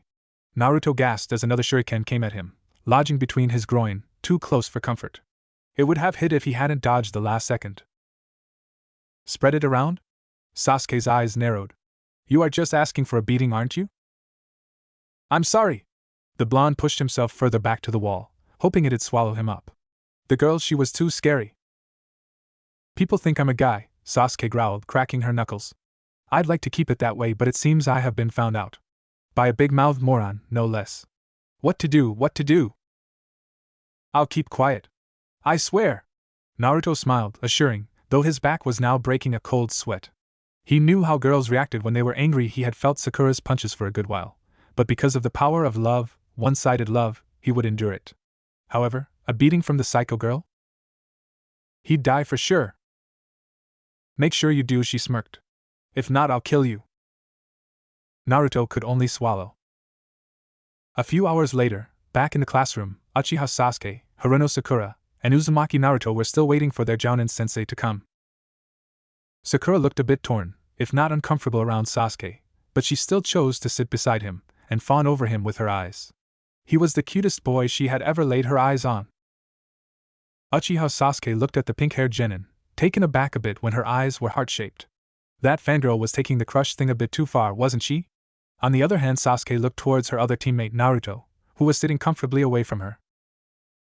She smirked, patting herself mentally. She may have gone a bit too far, but that was alright with her. Naruto sweated somewhat. Was it him, or could he feel her eyes on his back? He shivered. This was no good. He had escaped certain death, yes, but now he knew she'd always look at him, and if he as much did something to offend her. Make sure you do, if not I'll kill you. Damn it, the sensei's late, Naruto declared, standing up, and began to move around impatiently. Damn it, come here soon. Don't leave me alone with the psycho, was his current train of thought though. The blonde still felt her stare, so he did anything he could do to calm himself down, and that was planning a prank. It wasn't hard. The teacher was late, leaving him alone in a room with a crazy monster. For the first time in his life, he had ignored Sakura's presence, and the classroom had enough material for him to make it one of the greatest pranks ever. However, he decided to start small. Grabbing an eraser, he lodged it on top of the sliding door, lodging it between the frame and edge of the door, so whenever it would open, the eraser would fall on top of the head of the person who'd enter. Hey, what are you doing, Naruto? Sakura shouted, watching the blonde do his work. He'll deserve it for being late. Naruto grinned. Don't involve me, then. Sakura growled, looking away. Inside though, she loved the idea. Sasuke only snorted. Like a jounin would fall for that. A hand appeared in the edge of the door, drawing breath of everyone in the room. They watched with fascination, wondering if Naruto's little prank succeeds. Sasuke had doubted it though, knowing how well skilled jounins are, though the other two members of Team 7 were hoping it would succeed. The eraser fell on silver hair, scattering white chalk particles to his hair. The rather dumbfounded look on the jounin's face got Naruto to laugh hard at his prank. Naya, ha ha ha. You fell for it? Seriously? Naruto declared, holding his sides. Sorry, sensei, I tried to stop Naruto. Sakura looked apologetic, though inside, she was celebrating. Uchiha Sasuke looked put off. First, she had a pervert and an idiotic fangirl for teammates, and now, she had a very incompetent jounin who couldn't even dodge a falling eraser. Oh yeah, her ninja career is starting out all right, she thought sarcastically. There, jounin-sensei, Kakashi was looking at them, his eyes smiling. My first impression of you guys, well, I don't like you. Team 7 looked taken aback for different reasons. Naruto and Sakura wondered if the prank had gone too far, and Sasuke just realized she found someone more arrogant than her character. Meet me in the roof, Kakashi declared, before taking a step back, and closed the door, leaving the three genin to stare. Alright, Kakashi clasped his hands together, leaning back at the metal short fence on the roof, looking at his would-be students, his eyes still smiling. Let's introduce ourselves. How? Sakura asked. Well, the normal stuff. Likes, dislikes, hobbies, dreams, that kind of stuff, Kakashi explained. Why don't you introduce yourself first then? Naruto asked. Me, eh? The Jounin had a pondering look. Well, I'm Hataka Kakashi. I have no reason to tell you my likes or dislikes. Dreams for the future, while I do have a lot of hobbies. The three mentally groaned. Seems they only got his name. You first, Blondie. Kakashi pointed towards Naruto. Alright. I'm Uzumaki Naruto. Naruto smirked, looking proud. I like ramen. More so if Iruka-sensei pays for it. Hee, I hate waiting 3 minutes for the cup ramen to be cooked and overbearing self-righteous bastards. Kyuubi inside growled, but didn't stay to reply. Sasuke's eyes narrowed. Was Naruto talking about her? My dream is to be Hokage, and have the people acknowledge my existence.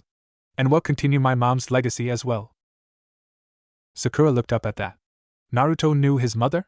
That was rather new, but then again, he never did talk much about his past. He always had that stupid smile plastered on his face. Sasuke looked surprised as well, sharing the same reason with Sakura. Kakashi though looked thoughtful. The Hokage had told him about Naruto's skills in alchemy. My hobbies are, well, pranks, I guess, but I'm also getting the hang of training, and I want to learn to synthesize more stuff. Synthesize? Making more stuff? The Uchiha though, wondering. She never really saw Naruto as a maker of anything, except pranks. Alright, you next, Kakashi pointed towards Sasuke. She mentally sighed, and put on her front. My name's Uchiha Sasuke, she drawled. I have many things I dislike, and I really don't like anything. As for my dream, well, I call it an ambition. I want to rebuild my clan and kill a certain man. I knew it, Kakashi thought. She's talking about me, isn't she? Naruto shivered, moving a few more spaces away. And the girl, the Jounin stated, after Sasuke stopped speaking. My name is Haruno Sakura, what I like is the person I like is, she giggled, looking towards the raven-haired genin. Sasuke mentally groaned. Kakashi just rolled his eyes. And I plan to marry oh yeah. She paused, and began to gather her thoughts. Oh, and I hate Pig. I know girls at her age think more of love than living as a ninja, but this is a bit extreme, Kakashi sighed, and looked towards his would-be students brightly. Good for introductions, the Jounin nodded, sitting on the small fence. Now tomorrow, we're going to start our new duties. Alright. What kind? Naruto enthusiastically asked. First, something between the four of us, Kakashi declared. He looked over the genin who were anxiously awaiting his next words. The Jounin sensei began to smirk. They were going to love this. Survival training. Well, don't be late tomorrow and don't eat breakfast. The Jounin looked at the three young genin seriously, or you'll throw up. Kakashi giggled, seeing the rather sick look on all the young faces as he left. Naruto was more affected, his face stuck in a state of shock, his mouth was wide open, and his face was white as snow. Maybe it hit him harder than the two because he was a last-minute graduate. Maybe the shock of failing had hit him harder than most. Sakura was born from civilian parents, though she did have blood of shinobi in her veins, great-grandfather and grandmother, with 2 cousins, twice removed, and she was pretty smart, which would boost her confidence. Uchiha Sasuke, though, while shaken, was very confident and, if Kakashi could say, a bit too overconfident about her skills. She probably translated his threat as a challenge, and for that girl any challenge would be worth partaking as long as she could get what she needed. Naruto never noticed the three leaving him alone in the academy rooftops, still shocked as one surprise came one after another. His mother was a great alchemist, he had a mother. He had a great mana sealed inside him, and that mana is Kyuubi. He found out that the bastard he had been fighting for Sakura's heart was in fact a crazy psycho girl. And now he had to pass a test the Jounin just sprang with them, and if he failed he'd find himself in the academy again. Maybe the gods hate me, Naruto thought depressingly. The wind blew on his face warm and calming. The blonde genin smiled, feeling more comforted as the breeze danced on his body. For a moment, he thought of flying to the air again, just to recall the feeling, only for the wind to die when he heard an all too familiar voice ringing on his head. The wind Manna is calling you. Naruto blinked. Wind Manna? Yes, moron. When you feel the wind coming at you, seemingly trying to talk to you, or let you experience emotions that you wouldn't have been feeling, it means a Manna is trying to communicate with you. Oh, so why? Why what? Why is it talking to me? You're the only alchemist around. Of course nearby Manna would want to talk to you, why wouldn't they?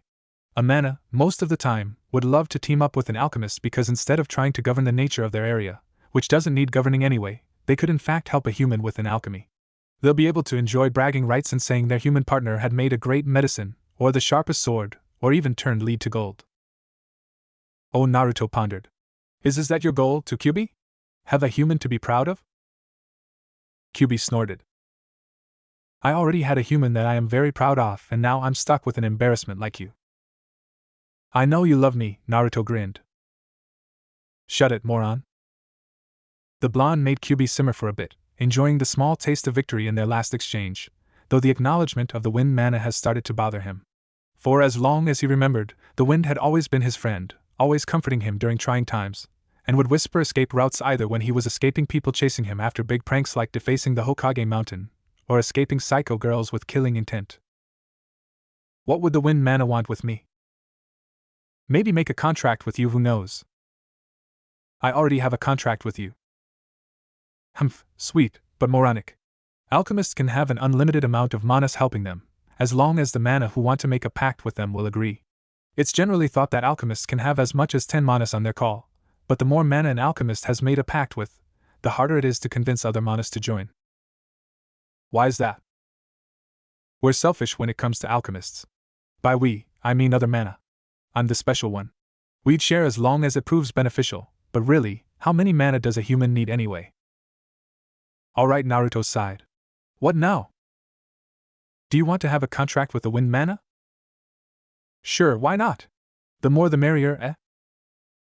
Kyuubi paused for a moment, growling. Naruto wondered for a moment what was going on in the mind of the self-proclaimed Manna of Chaos before he heard Kyuubi speak. Go home.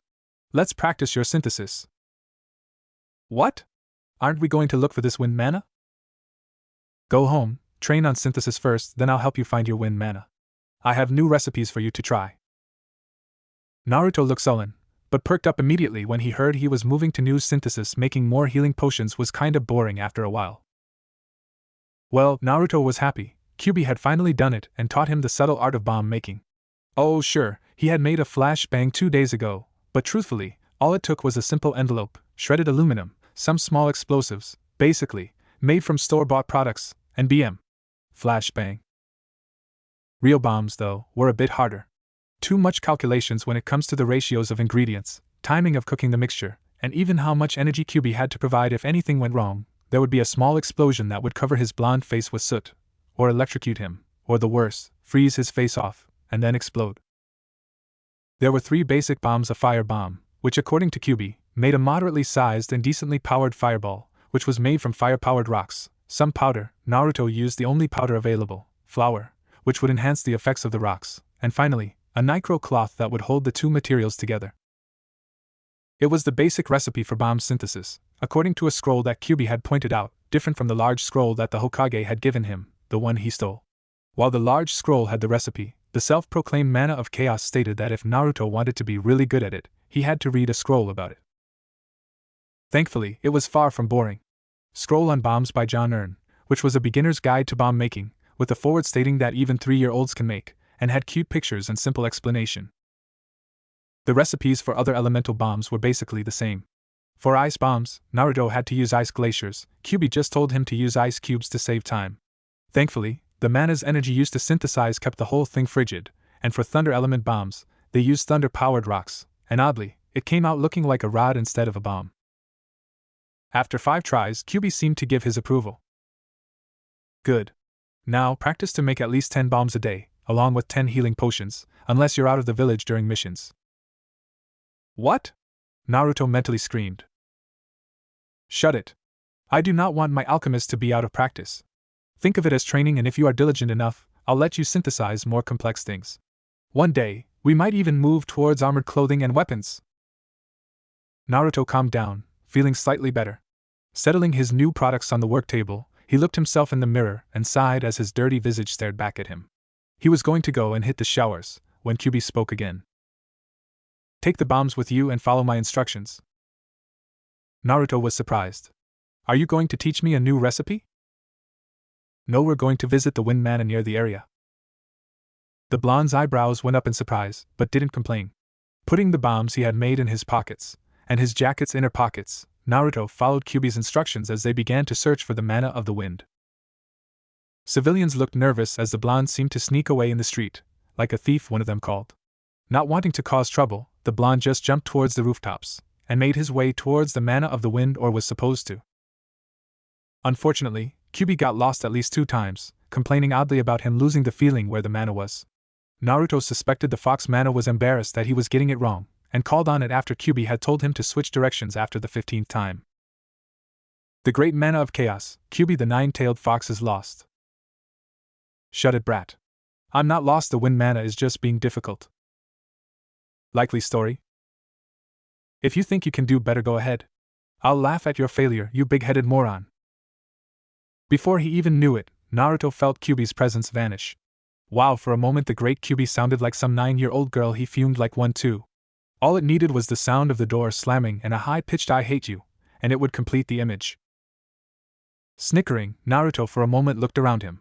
He was now at the top of Hokage Mountain, on top of the forest's head. He looked down, enjoying the view of the well-lit village. The streets were almost empty, with only a few ninjas on duty, and a few ANBU patrolling present. The horizon was dark, but the night sky was well lit with stars and a quarter moon shining down on him. He felt an odd sensation, looking at the moon, which drew his eyes on it, until the wind suddenly picked up, cold, making him shudder.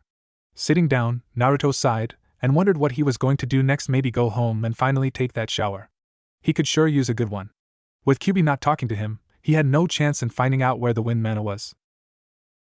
Oh well, maybe tomorrow. The wind blew on his face, alerting him suddenly. He could hear a voice. Female, it was calling for him. Standing up, he jumped away, following the wind. In the Hokage's office, the third Hokage had looked over all the papers he had just finished stamping, and concluded that he was at least 15% faster than yesterday. But then again, there was less paperwork to be filed today. He thought he would have been able to get some very decent sleep now, but when he felt the presence of ANBU officers coming in, he sighed, hopes dashed. Hokage-sama, one of the ANBU officers called. Yes, what is it this time? The old man asked. Uzumaki Naruto has exited the village. What? The Hokage stood up from his position. Was he attacked? No, sir. Maltreated? No, sir. He has no reason to leave. Then the Hokage looked thoughtful. Any assumptions on his destination? Judging from his bearings, I would assume he's going towards Corridor of the Wind. The old man blinked, and sighed as he sat back down. He was going there, eh? Take a unit of ANBU and order them to tail Uzumaki, the Hokage stated. But no contact. Tell them to only interfere when he tries to leave fire territory, or if he is serious, and I do mean serious, trouble. Yes, Hokage-sama. They left without another word, leaving the Hokage to smile somewhat. Kushina had told him that the Fire Country had a very abundant collection of items that she'd use in alchemy. The Hokage assumed that the boy was going there to collect items, and would gladly allow him to, but still, if Naruto had went to travel to the Corridor of the Wind, he was taking a rather big step into his alchemist life. Good luck, Naruto, the old man stated towards the air, hoping his prayer for the blonde's safe return would reach the gods. Naruto stopped. The wind who had whispered him the directions have stopped.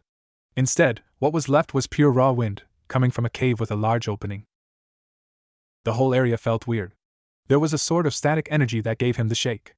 It wasn't only because of the cutting cold wind, but also because for some reason, this was the first place he had felt that was, how could he describe it?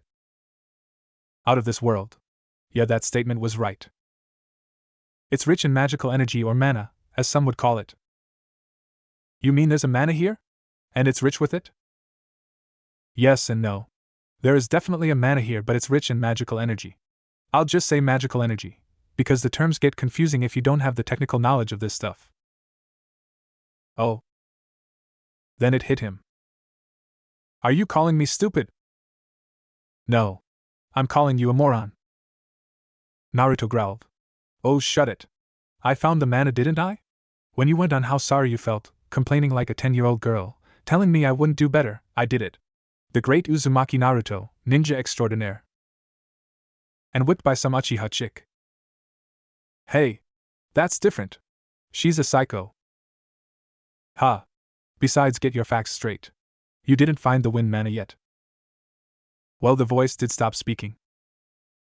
Yes, something's been bothering me for a while. It is odd for a mana who would call an alchemist to be silent when that alchemist is so close to them. Maybe this place is rich with magical energy with wind elements. It could be interference, or maybe she's testing you. Testing? I can feel monsters inside the cave. Naruto blinked. Did he hear right? Monsters? He chuckled, somewhat, and then turned around and was about to walk away when Kyuubi's voice rang on his head. Don't chicken out, you brat. You're an alchemist. Show some dignity. I'd rather be alive. And I'd rather have both of us die than have someone find out that my partner alchemist ran away from low-level monsters. Low-level? Meaning weak. Mizuki weak. Oh, Naruto paused. That weak, eh? Yes, Mizuki weak. It might be different, but to me, the levels seem to coincide. Naruto snorted. Mizuki weak, he laughed, somewhat, looking back at the entrance of the cave, and forced himself in, ignoring the cutting wind pushing him away. He was going to use that term more often. Somewhere in the dark recess of Konoha's ANBU prison, the lethargic Mizuki sneezed. The place was, for the lack of better word, foreign. Outside it had looked like a simple normal cavern, never minding the fact that it was also rich in magical energies and had wind blowing off from the entrance, yet inside was very different. Crystals of greenish tint dominated the surroundings, glowing and fading in rapid intervals, like a pulse, giving the image of life in such a dead place. No vegetation was present, nor were insects one would normally associate in such deep dwellings, but Naruto, not very knowledgeable, book-smart, nor experienced, would even understand the full implication of such a place. For him, it was as normal as a walk in the park. What a deplorable place. Crystals. How boring can one mana get? Humph, what's your hiding place? Filled with rotten meat and a clogged toilet full? Don't be cheeky, moron. Foxes have no need for toilets. That's just friggin' gross. The area was too narrow. Kyuubi reminded the blonde alchemist that his style of exploding towards his enemies won't work like last time, even if they were Mizuki weak. A little finesse is all that is needed. Thankfully, your fate card deck is the perfect weapon to use in this scenario. Practice your attack forms, and when they are coming to attack, switch to defense forms. The two forms that Kyuubi had taught him 2 days ago were still burning in his mind, and his calf and arm muscles. His forms were, as Kyuubi stated, rough and much unpolished, but still a good enough start with weaker monsters and enemies. It wasn't that long until Naruto had a reason to practice them again. What in the hell? Naruto stopped a moment, looking towards the creature in front of him. It's cute. Good gods, it's like seeing that ditz Philomel again. Who? Long story, from a long-ass time ago. Anyway, that's not cute, that's. And before Naruto could react, the cute creature he had been staring at suddenly sprang to him, hitting its head, or was it body, to the blonde's gut, making him retreat in surprise. That's a puni. Water-based monster, very weak, though it attracts victims by luring them into false sense of security, and headbutt them to death. Naruto groaned. You could have warned me. If you reacted fast enough, you could have went to the basic defense form, and countered, but no, it's so cute, you said. Moron. Bastard. Naruto, now more ready than earlier, readied his deck of cards, watching the monster bounce towards him. It was a simple formed life form. Imagine a spherical gel with eyes and mouth, and there you go.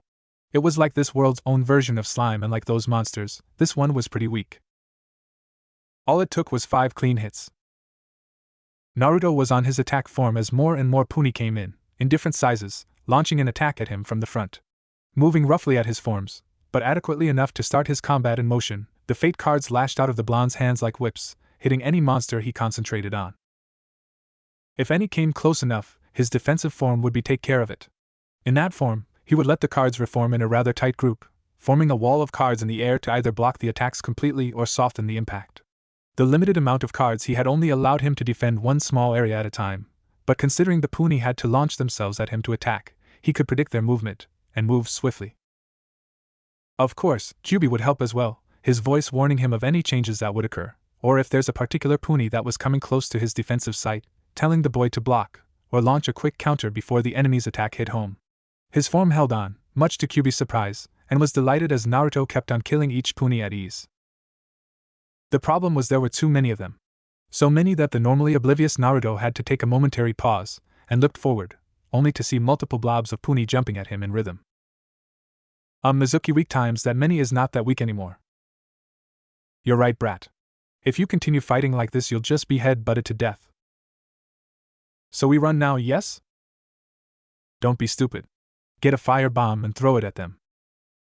Naruto followed Kyuubi's orders without question, though he promised himself he'd run if the numbers proved far too great. He just graduated, damn it. No way he'd die fighting some blobs of slime. Throwing his bomb as hard as he could, he expected some sort of moderately sized explosion, some fire here and there, but what happened was something unexpected. The explosion rocked the cavern so badly that just a few seconds, Naruto had to duck the incoming flame that was being pushed away, towards his direction. The result was something rather spectacular. Naruto, on the ground, his jacket burning, and one of his golden strands of hair was aflame. He ignored it. Groaning as he stood, he looked behind him, and saw everything obliterated. The Puni were gone, leaving colored gel-like stones where they had stood. What the hell?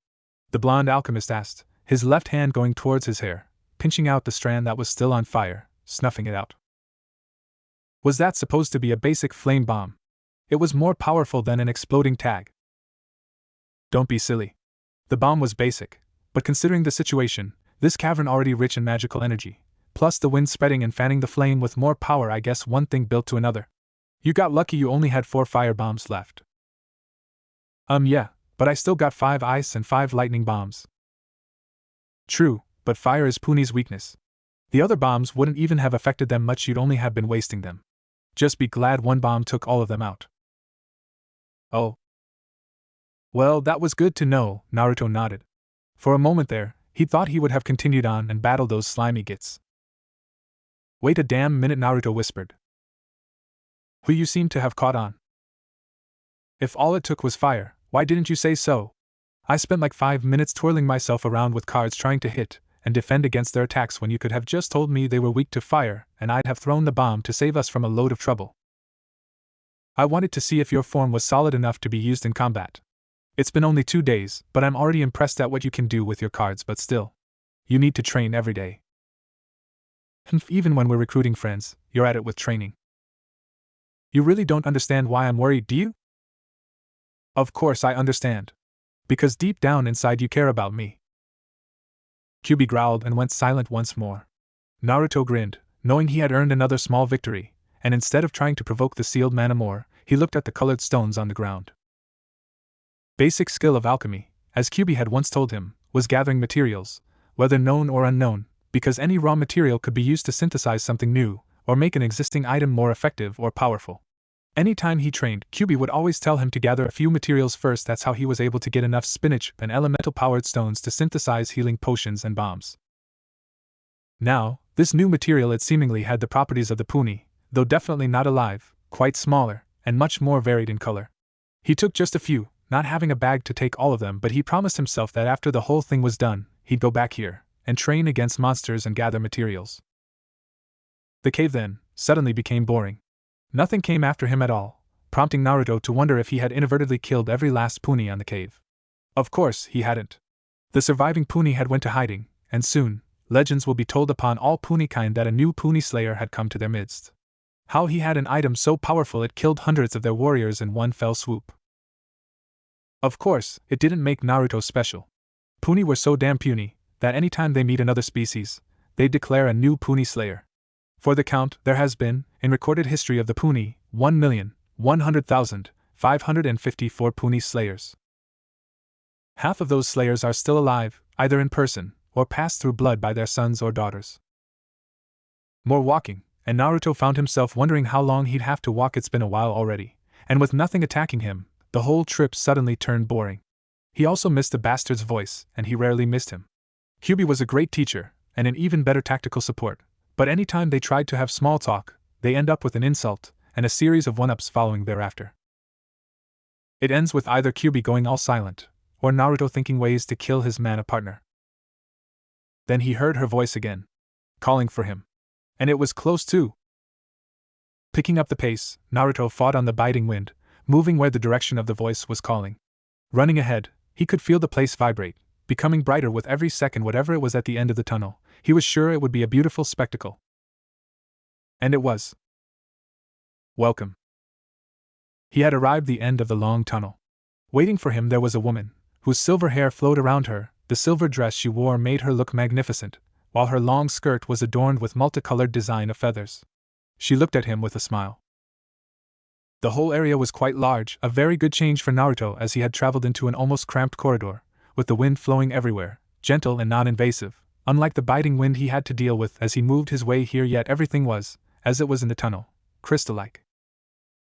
I am Gwendolyn Silverlance, the Wind Manna, she declared, bowing slightly. I have been expecting you, Uzumaki alchemist. Would you please honor me with your name? Naruto looked somewhat dumbstruck. The woman was very, very beautiful, graceful, like a princess. Her voice, yes, the voice was definitely the one he had heard mixed with the wind, calling him here. Even her speech pattern was very formal. He couldn't help but be awestruck by her presence. She's waiting. Introduce yourself already, you moron. Naruto snapped back, Kyuubi's voice bringing him out of his blank state.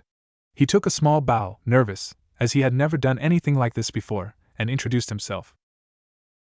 I'm Uzumaki Naruto. The blonde's brain began to scramble for more words. It's an honor to meet you. The unsureness of the last bit of introduction got the Wind Manna to giggle. Please speak normally, she stated. I have known you your whole life, though it is the first time we meet, and I would like for both of us to get into the same page here. However, I must hurry, before it comes before me again. What will?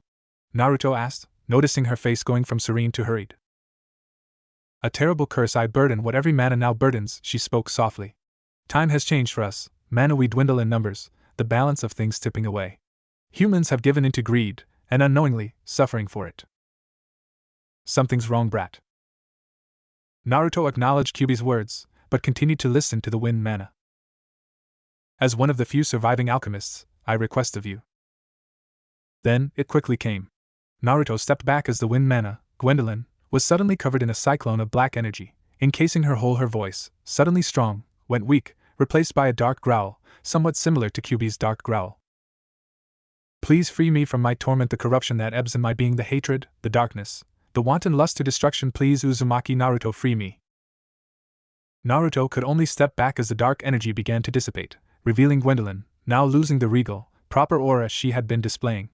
Gone was her beautiful silver dress, replaced by armor-clad battlesuit, her long skirt turning to a thigh-high battleskirt, with her legs covered by high leather shoes, which had bits of metal placed on the feet, shin and knees. The multicolored feathers-like design was present, and when they moved, Naruto realized why they closely resembled feathers. As it spread, Naruto knew that the skirt design were actually a pair of wings, situated on her hips. The long silver hair was gone, tied into a very tight bun, giving Gwendolyn that boyish haircut, and on her hand a silver spear. Her whole body was encased in a dark black flame, and her eyes, normally a dark shade of blue, when completely black, were staring at him.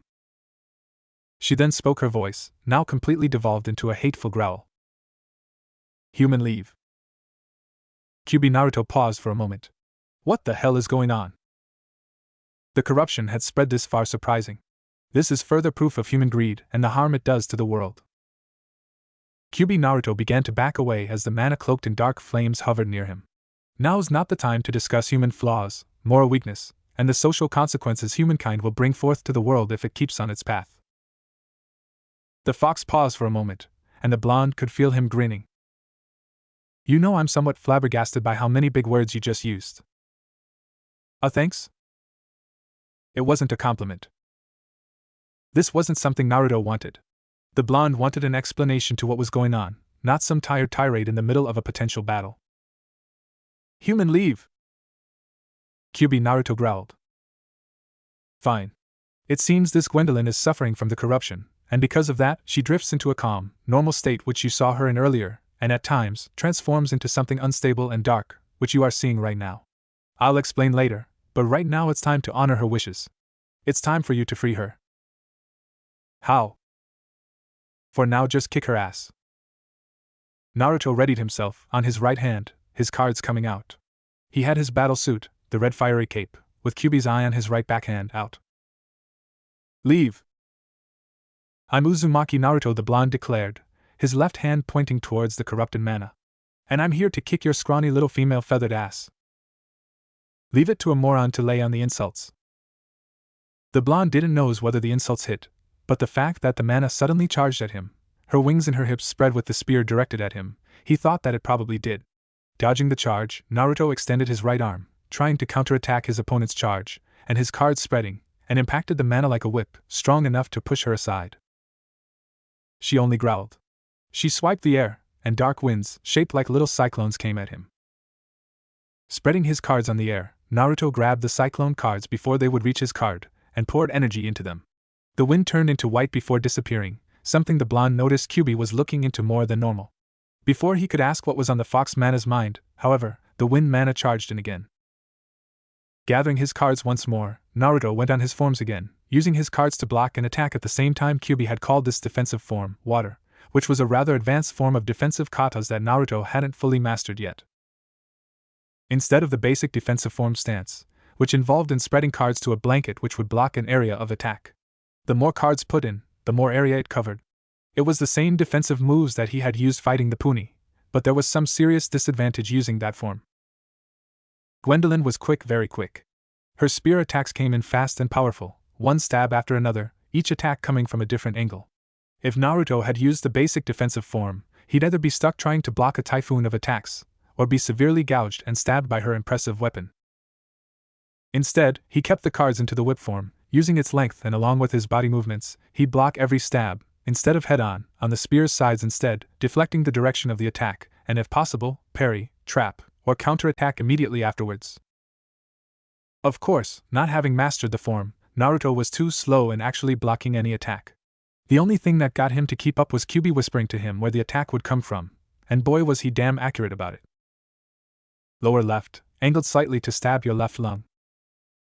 Naruto grunted, taking a step back, and turned around, his cards following him, and using the momentum he built using centrifugal force, he was able to launch his first counterattack aimed right behind her head, which she nimbly blocked with her left arm, armored with an arm brace. She swiped the air again, and launched a black tornado towards the blonde, who barely dodged it, but the ripping winds were close enough to tear a few fabrics off his jacket. If he was hit by one of those directly, he could die. Damn it, I need more help. Taking a few steps back, Naruto spread his cards in the air, and grabbed his card, and the other blank cards present, and used Jade Shift, transforming those blank cards to copies of his own cards, placed them back in the row, and recalled the cards to his hand. The air shifted, and suddenly, multiple copies of Naruto were present, surrounding Gwendolyn. Attack! Naruto shouted, ordering the clones to charge in. Wait, you brat! Don't! The clones charged in, Kyuubi's warning forgotten, and the corrupted wind Manna grinned as the clones approached her from all directions, and a large powerful wind surrounding Gwendolyn came out of nowhere, hitting the clones as they charged in. Naruto screamed suddenly, along with his clones when they hit the cutting winds. The clones were thrown back, while at Naruto's body, cuts were forming, and his orange clothes began to turn red with blood, the pain still present in his mind. What the hell happened? Naruto wondered, still in a daze. You stupid moron! Who the hell charges towards a dangerous enemy like that? With clones, no less. I don't understand. Naruto shook his head. His vision cleared somewhat, and he now spotted Gwendolyn charging over a clone of his, which dodged the attack. Haven't you realized it? The moment you knew your clone's memories during the search for materials to make a healing potion when your teacher needed it, I would have thought you knew your clones are linked with you, directly. What they see, you can see, what they feel, you'll feel. Naruto moaned as he grabbed his chest with his left hand, feeling the blood flow freely.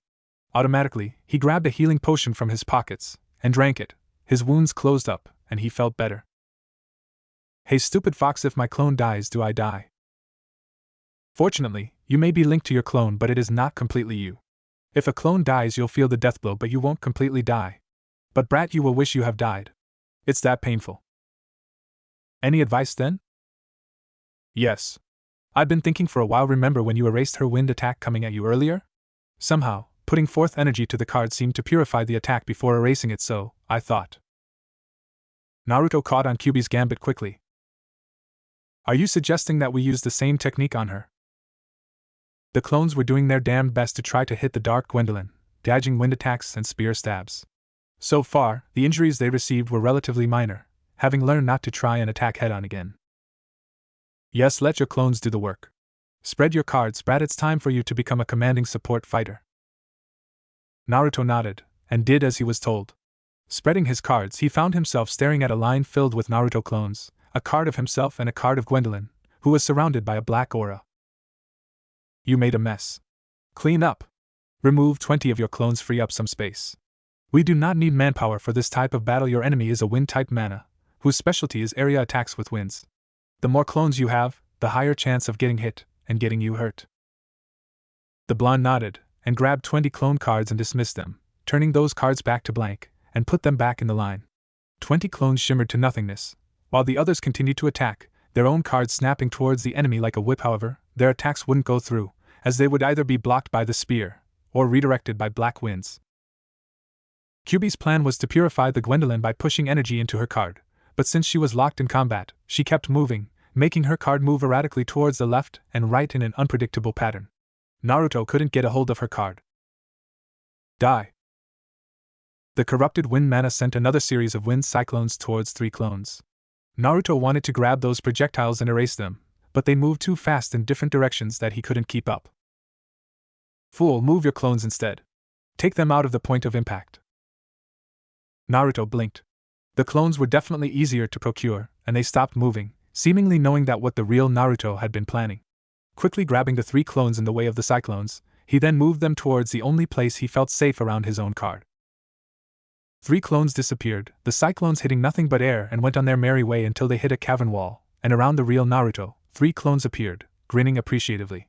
There were 10 more clones fighting the Manna, but they seemed to be getting tired, dodging, blocking and attacking.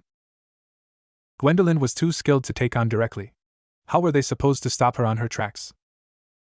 You know, we can always just lunge in and grab her, one of the clones near Naruto suggested. Right then, maybe no, probably, we can get shredded to pieces by that wind shield she uses. Another clone near Naruto replied. Wish we had an extra limb that we can extend and not have it feel pain, the third clone sighed, dejectedly. Naruto and the other 2 looked at the third clone like he grew a second head. In turn, that clone, noticing the looks he was given, looked at them. What? He asked. It's shuffle time, Naruto shouted, and all the clones immediately nodded. The 3 that were around him jumped back into the fray, and began to position themselves around Gwendolyn.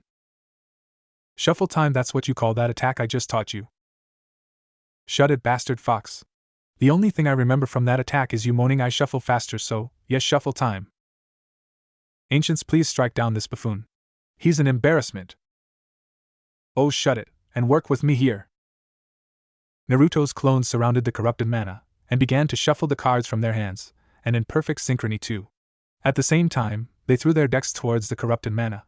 Like when all the Naruto clones charged into her, a dark cyclone emerged from her body. The deck of cards hit the black cutting wind, scattering the cards in the air. Useless, the corrupted Manna declared as the black wind died down, thinking she had rendered the attack useless. Now! Naruto shouted, and all the clones nodded. Gwendolyn's eyes widened as the cards that had scattered on the air suddenly lunged at her, attaching themselves to her body, completely covering her person. She had tried to throw a threat, but the cards covered her mouth as well. The only thing that came out was a guttural growl. Held steadfast by the clones, the corrupted wind Manna looked steady, but by the twitching body of hers and the reaction of the clones, she was struggling to free herself. Yo, whatever you're gonna do it fast. She's kicking like a damn bronco, one of the clones declared, his teeth gritting. The real Naruto nodded, grabbed the Gwendolyn card, and began to pour his energy on it. There was a guttural scream as the card-wrapped wind Manna began to twitch harder, her dark aura flitting, moved like a flame being blown away by a strong wind. Naruto growled as he felt the card he had been holding become heavy, and almost slippery, as if wanting to escape from his palm. You sure about this, you bastard? Naruto asked Kyuubi. Sure, see? Her dark aura slowly disappearing. Just like the corrupted wind you had purified earlier. Wait a damn minute. Didn't the wind die? Didn't I revert the card back to a blank state? Didn't I just kill the wind? Are you saying we might be killing her? There was a slight pause. Oh well, now that you mention it, that sounds about right as well. Naruto's mind paused as well. Oh gods, we're killing her. We're killing her. We have to stop. Oh, pipe down. I doubt she'd even die. She's a skilled and powerful wind mana. There's no way she'd die in the hands of a moron. And if she does, well, there are other wind manas around. You bastard! You mana-killing bastard! Outside their lovely conversation, the dark aura emanating around Gwendolyn was slowly being snuffed out. Naruto, cutting his conversation with the self-proclaimed mana of chaos, looked steadily as he continued to pour more and more energy to the cards, so much that he was beginning to feel faint with the exertion. The clones looked rather pale as well, though still held on. One of them began to chant a little more over and over, just to keep the morale up. Damn it, how much longer? One of the clones finally shouted. There was no answer as finally, Gwendolyn's dark aura disappeared, replaced with a sudden bright explosion that shone through the cards. With the cavern covered in semi-reflective crystal, everyone moaned as suddenly, everything exploded into white. Uzumaki Naruto. Naruto blinked. The whole world was white. He was kneeling on the ground, which was also white, and he looked up. The sky was white as well. It needs a dab of orange, Naruto muttered, still quite out of it, not really knowing what he was talking about. There was a slight giggle and color started to come back again. Naruto blinked again, his eyes adjusting somewhat as his vision began to recover, and the first thing he spotted was Gwendolyn, in front of him. She still had her battle armor, and her spear resting on her right arm, while her eyes boring on his. Shit! Naruto stepped back, went to a fighting position. The wind mana smiled, and raised her hand, motioning the blonde to relax. Uzumaki Naruto, she spoke softly, her smile still present, you have done me a great service. You are a worthy alchemist indeed. She paused, and she twirled her spear, making Naruto jump back again, nervously. He was about to get into fighting position again when he realized that the dark aura around her was gone, and she spoke clearly, and without malice. He relaxed. Gwendolyn smiled as she stopped twirling her weapon, her outstretched arm stopping in front of her chest, the silver spear horizontally aligned with her hand. To the blonde's surprise, the weapon slowly shortened, until the spear changed to another weapon, one which Naruto had never seen before. The blade was part of the spear, but now it was connected to a short metallic shaft, ending with a curved grooved handle at the end. The wind mana raised the weapon, and looked at it, and spoke. I, the wind mana, Gwendolyn Silverlance, shall make a pact with the alchemist, Uzumaki Naruto. I pledge my powers, my weapon, and my services to him. She paused and looked towards the boy. She smiled. Do you accept? Yeah, Naruto replied quickly. Take my weapon, it's a sign of our pact. May the winds guide you to your path to greatness, alchemist Uzumaki. The blonde nodded, and took hold of the weapon she had been holding, and at the touch, he felt the wind suddenly move onto him, surrounding him.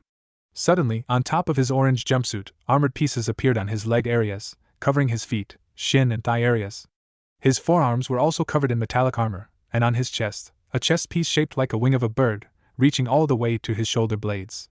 In his forehead protector he had been wearing transformed, the cloth parts turning to metal as well. Although covered in armor, Naruto felt lighter than he ever had in years.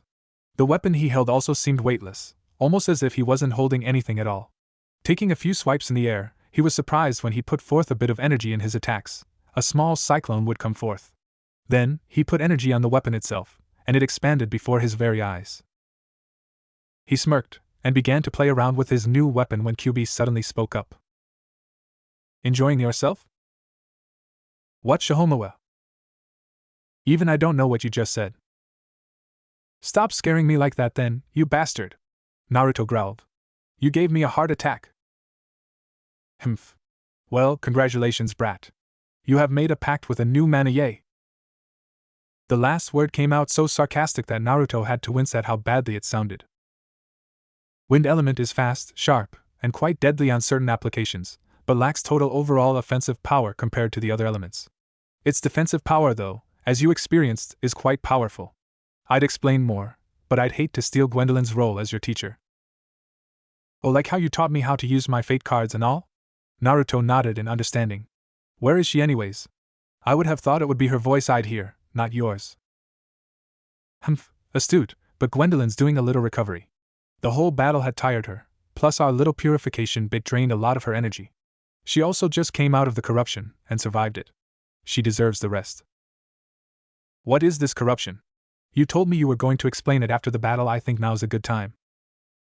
Kyuubi sighed. Naruto felt, for some reason, this would a long if not complex explanation.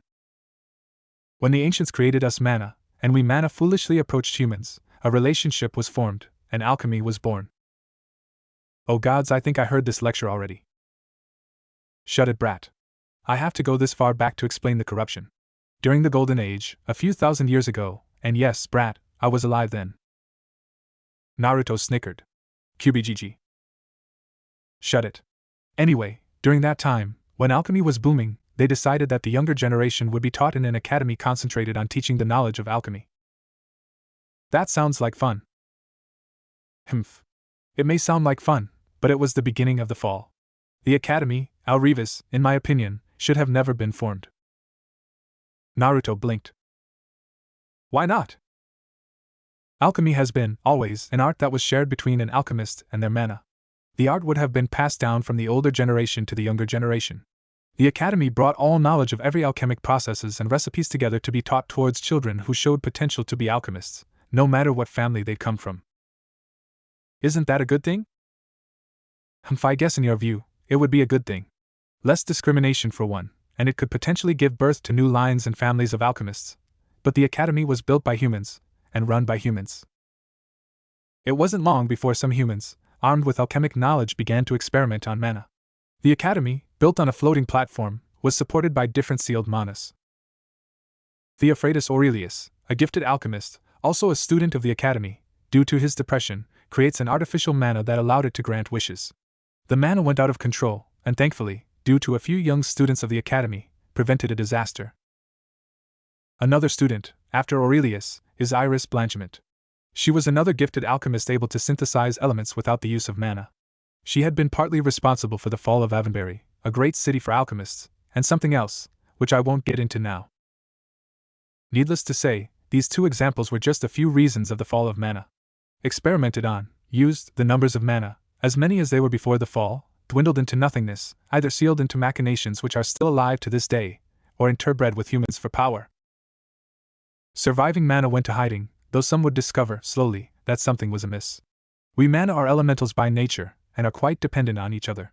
Fire tempers water, water cools fire. Without fire, the water runs eternally, flooding everything in its path. Without water, fire will burn everything in its path, destroying even itself.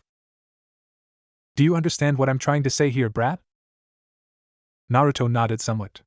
Kyuubi had impressed to him the first time they met that as an alchemist, he would have to uphold the balance of the elements. He hadn't understood at the time, but now, he could relate. You're saying because of dwindling Manna around the world, which was caused by humans or more specifically, alchemists, and that caused the corruption.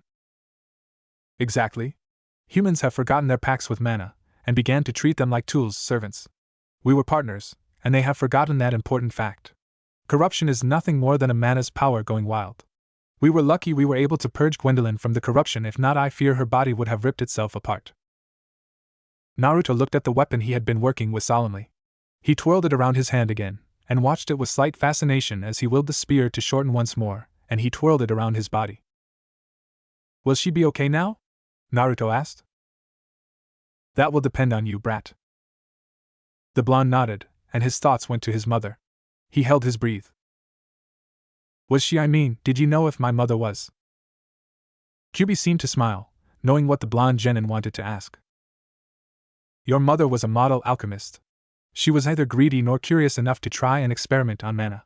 She respected her partner, and treated that Manna like family.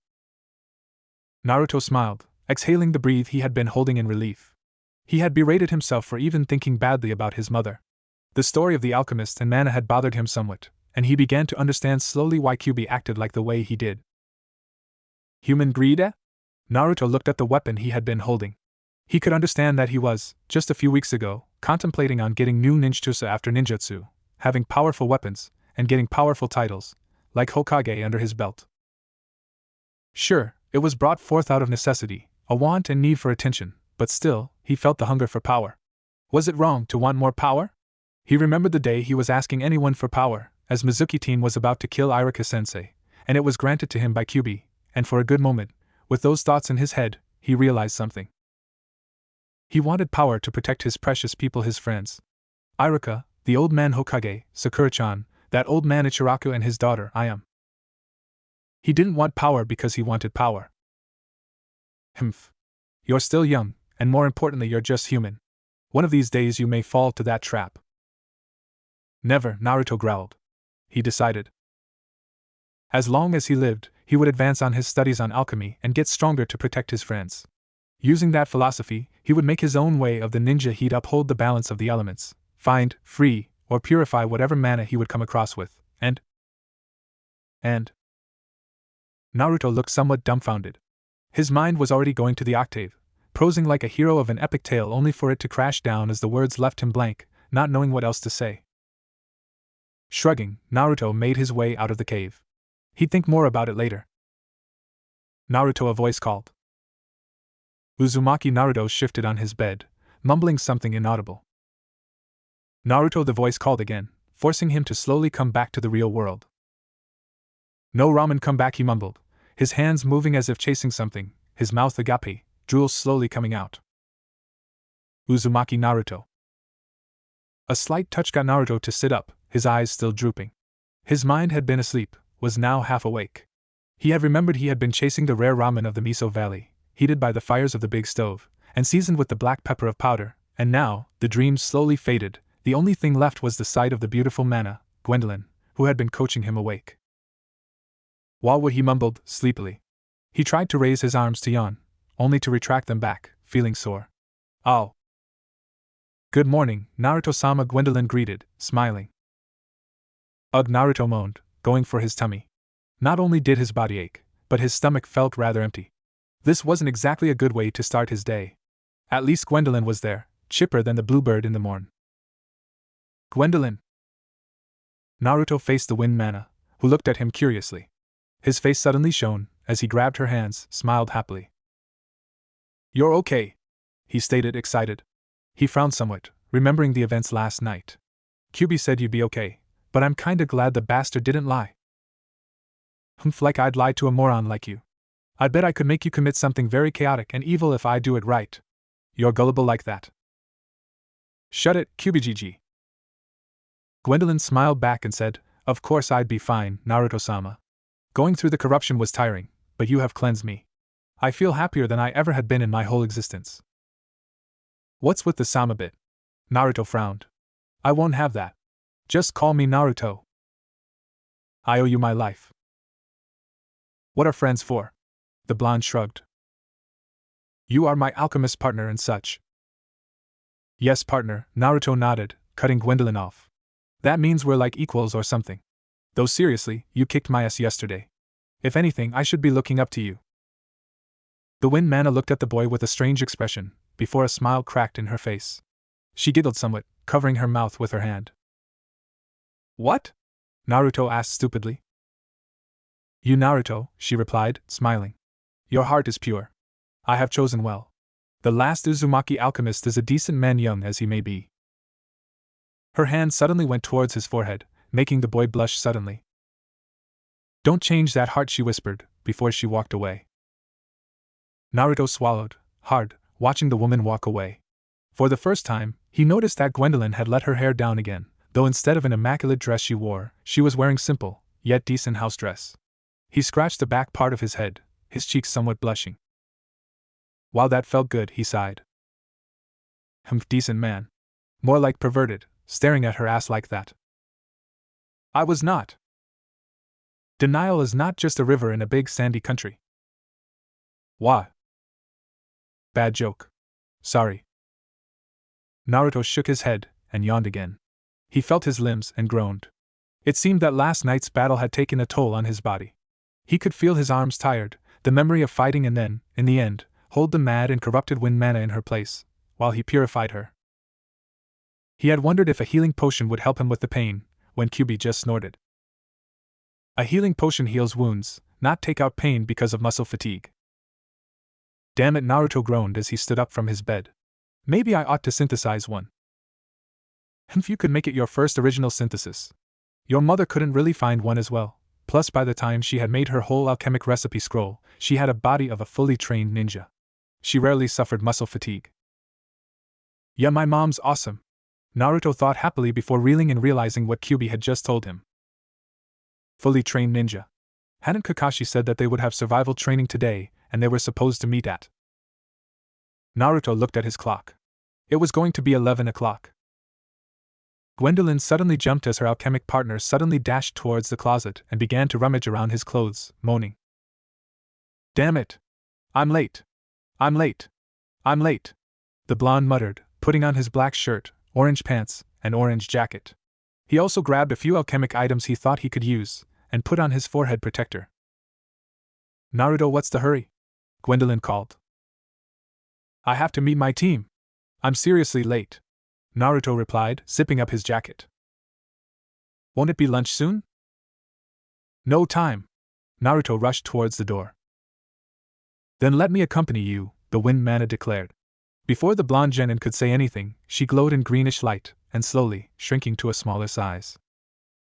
When the light faded, Naruto raised an eyebrow as he saw Gwendolyn, about 1/8 of her normal size, in full battle gear, sans her spear, and she floated towards him, settling on his shoulder. Cool trick, the blonde declared. In this form, I'll be hidden from plain human sight, though some sensitive beings would be able to sense something amiss, the wind man explained. As per the terms of our pact, I have pledged my services to you. I shall follow you to the ends of the earth. Naruto smiled, nodded, thankful for the help. He had just remembered the details of today's training. It was a do or die situation. Naruto didn't want to fail, so any help would be most welcomed. Fully prepared, he ran as fast as he could towards the training grounds. Uchiha Sasuke sighed.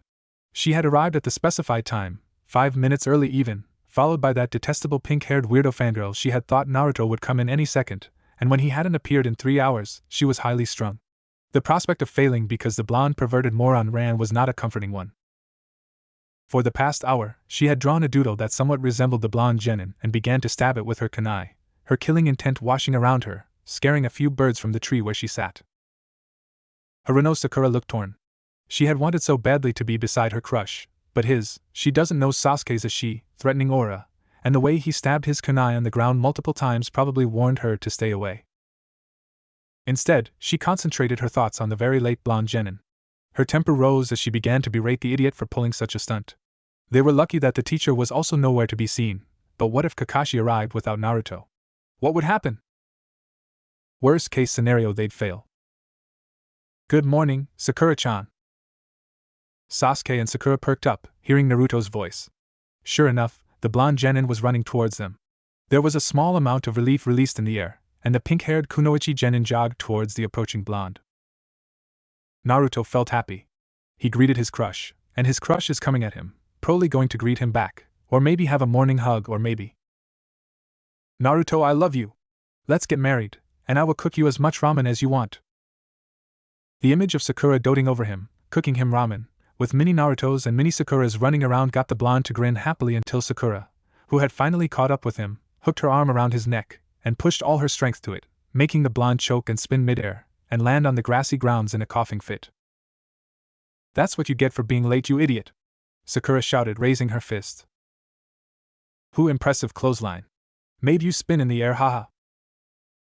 Naruto wasn't in the condition to respond. He was still hacking, trying to regain his breathing.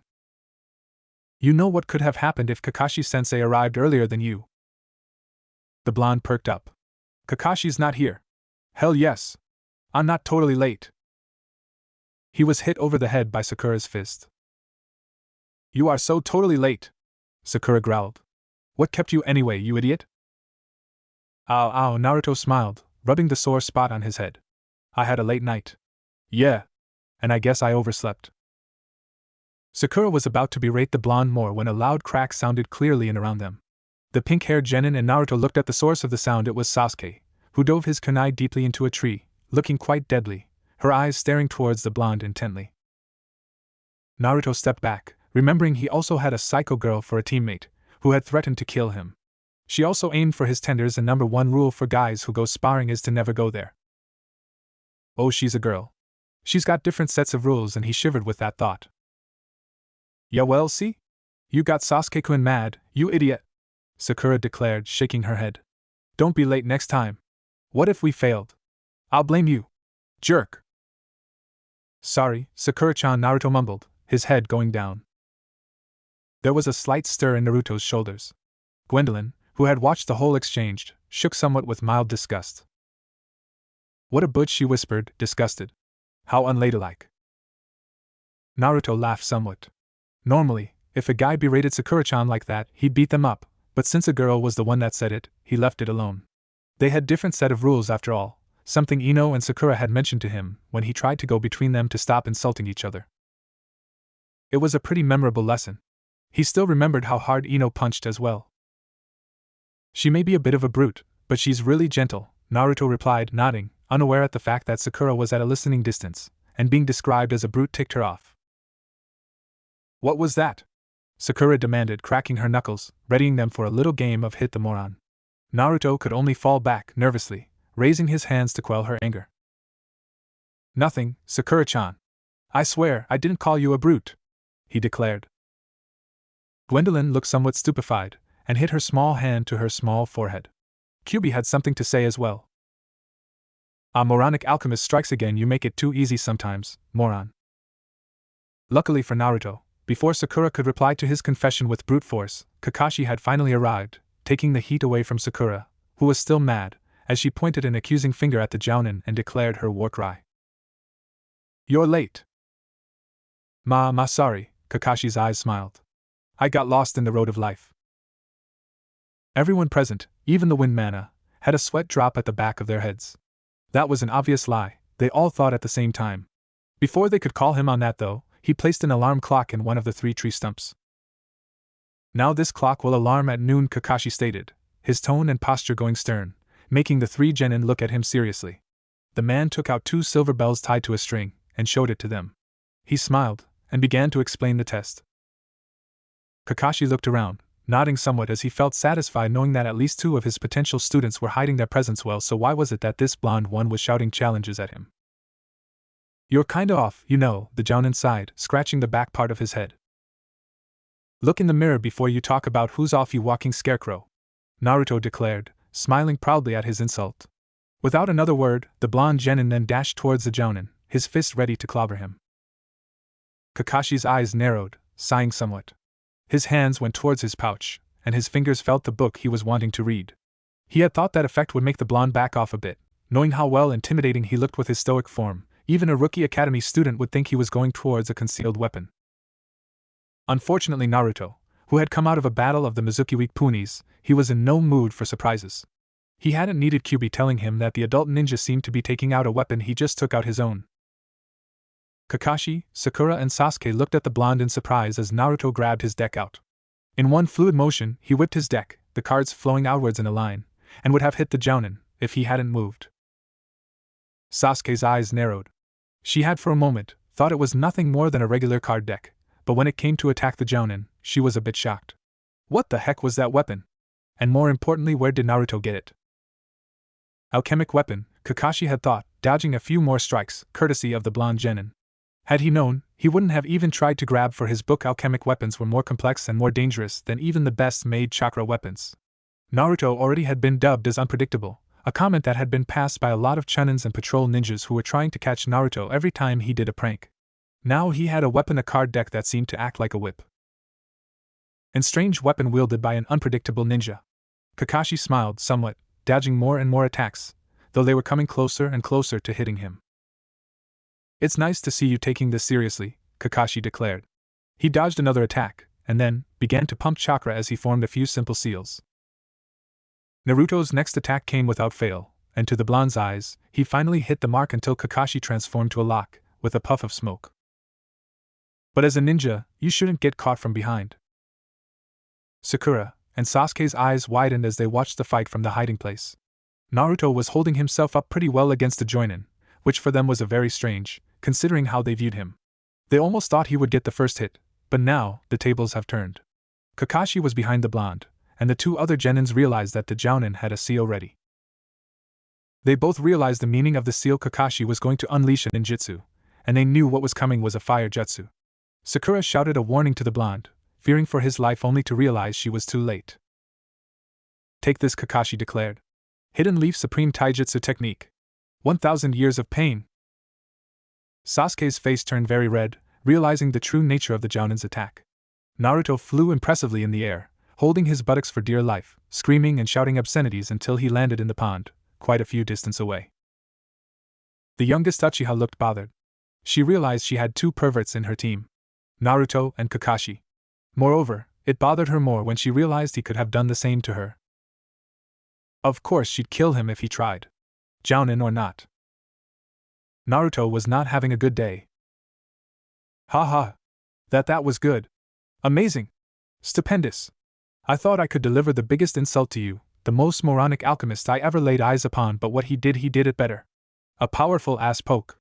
Enough to stop the great Uzumaki Naruto. Shut up. Naruto growled, swimming with one hand. The other was trying to find solace for his buttocks. He cursed. Kyuubi, help me. This guy's going down. Stupid scarecrow. I'll kick his ass. Count me out. I like what the guy did, so I'm gonna leave you alone for this test. Enjoy it, moron. As Kyuubi laughed one last time, Naruto began to curse and berate the self-proclaimed Manna of Chaos for being an unhelpful bastard. Of course, his complaints fell on deaf ears. Deciding to ignore the fox Manna, his eyes went for his shoulder, seeing Gwendolyn stifling her laughter with her hand. Naruto growled and swam up, pushing himself towards solid ground, breathing deeply. He slid down for a moment and whispered, "Laugh it up, why don't ya?" "I'm sorry, Naruto," but Gwendolyn giggled a bit. "It was funny." Just a few meters away, Kakashi watched the boy pull himself out of the water, his eyes smiling. He had already locked into the location of the other two genin, and put that information away for later use. Right now, he was concentrating on the blonde alchemist, wondering if he was going to be given any more surprises. "Kyuso!" Naruto cursed. He stood up, and saw Kakashi watching him with a relaxed stance. "I'm going to kill you, scarecrow bastard." "Try harder than dead last," Kakashi teased. The blonde growled, and before anyone could blink, a cyclone suddenly emerged, covering Naruto, hiding him from view. Kakashi, Sasuke, and Sakura looked surprised, wondering what was going on, and when the cyclone died, two of the genins gasped somewhat. Naruto was now wearing body armor, completely covering his legs and his forearms, but fractured around his chest area. Along with that was a weird weapon with a spear tip with his hand. Naruto suddenly dashed towards the Jounin, leaving behind colored wind energy that almost seemed to form a wing-shaped pattern on his back. Kakashi's eyebrows raised, realizing Naruto had suddenly gained a good amount of speed. He nimbly dodged the obvious attack coming at him, and readied himself. If the boy could do a rather effective form with cards, what could he do with a weapon that looked like it could actually kill him? To his disappointment, Naruto's form was far from good. His card forms, as imperfect as it was, at least covered his defensive grounds. Kakashi didn't know how one would defend using cards, but the boy's feet was at least steady with each attack. Using his new weapon, however, his footwork was gone, and his form had left him open to so many counter-attacks. If Naruto had been any slower, Kakashi would probably have tried to at least exploit those openings, but the boy quickly corrected himself in his strike, and began to slash wildly around. Kakashi just grinned, and began to dodge nimbly. No, that's not Naruto, no, wait." Gwendolyn's sentences never finished as she watched Naruto just attack in a horrible form. She sighed, figuring out that training him soon with her weapon would be the first thing she'd do. Correcting him here was rather useless as he was attacking in somewhat blind rage. She just sighed. "Oh, just go on. You sure you should wield a dangerous weapon? You might hurt yourself." The Jounin smiled as he dodged another strike easily. Naruto growled dangerously, and instead of slashing, he began stabbing. Kakashi settled from dodging side to side to moving slightly backwards.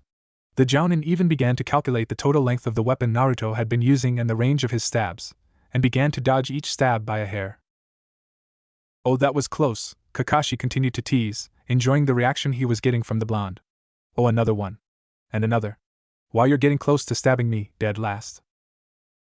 Naruto growled, incensed as the Jounin just kept pushing it, but he tried to remain emotionless. Uzumaki Naruto, the self-claimed future Hokage, also a learning alchemist, with two mana partners, would at times display great insights. Whether Kyuubi knew or not, his advices for battle had eventually been somewhat ingrained to Naruto's own battle instincts. Coupled along with the blonde's natural adaptability and quick thinking from years of practicing pranks, he got an idea. Kakashi grinned as he kept dodging each attack by backing away a few centimeters from the blade. The next attack was, again, obvious, but to his great surprise, the weapon suddenly expanded. If he hadn't forced chakra to his legs and his hips, his head would have been shish kebabbed by the forming spear. Nice trick, Naruto, Kakashi declared as he began to move his body. It seems you're really serious. I'm starting to like you. But... Hands of blinding speed suddenly caught Naruto's arm as he was about to unleash another attack.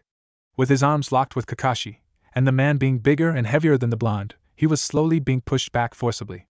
Trying to get the Jounin to let go of him, he extended his foot to kick Kakashi, only for a rope to appear and attach itself around his extended foot, and reeled him up, hanging him upside down a tree.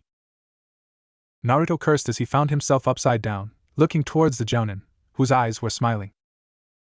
Surprised me there, Kakashi grinned, feeling good about his handiwork. You were fast, but your form sucked. Nice weapon. Fooled me to thinking it had a fixed range, only to extend to a spear, but you should know, a spear's specialty is mid-range to long-range attacks. Close range, you're just asking for someone to lock you in your place. Plus extending your foot like that, you just asked me to tie a rope on it and hang you like a straw doll, the Jounin finished. He's right, you know, the Wind Manna's voice came. The blonde growled. I know, damn it, he shouted. Kakashi, not hearing the Wind Manna, assumed the boy had been talking to him, and just shook his head. I'm telling you this because you don't, he stated. You know you really should start listen. The Jounin didn't finish what he was about to say because suddenly, shuriken and kunai had suddenly impaled his side, forcing Naruto's mouth open with shock as blood flew from the wounds. The man then slumped towards the ground, looking as dead as a corpse.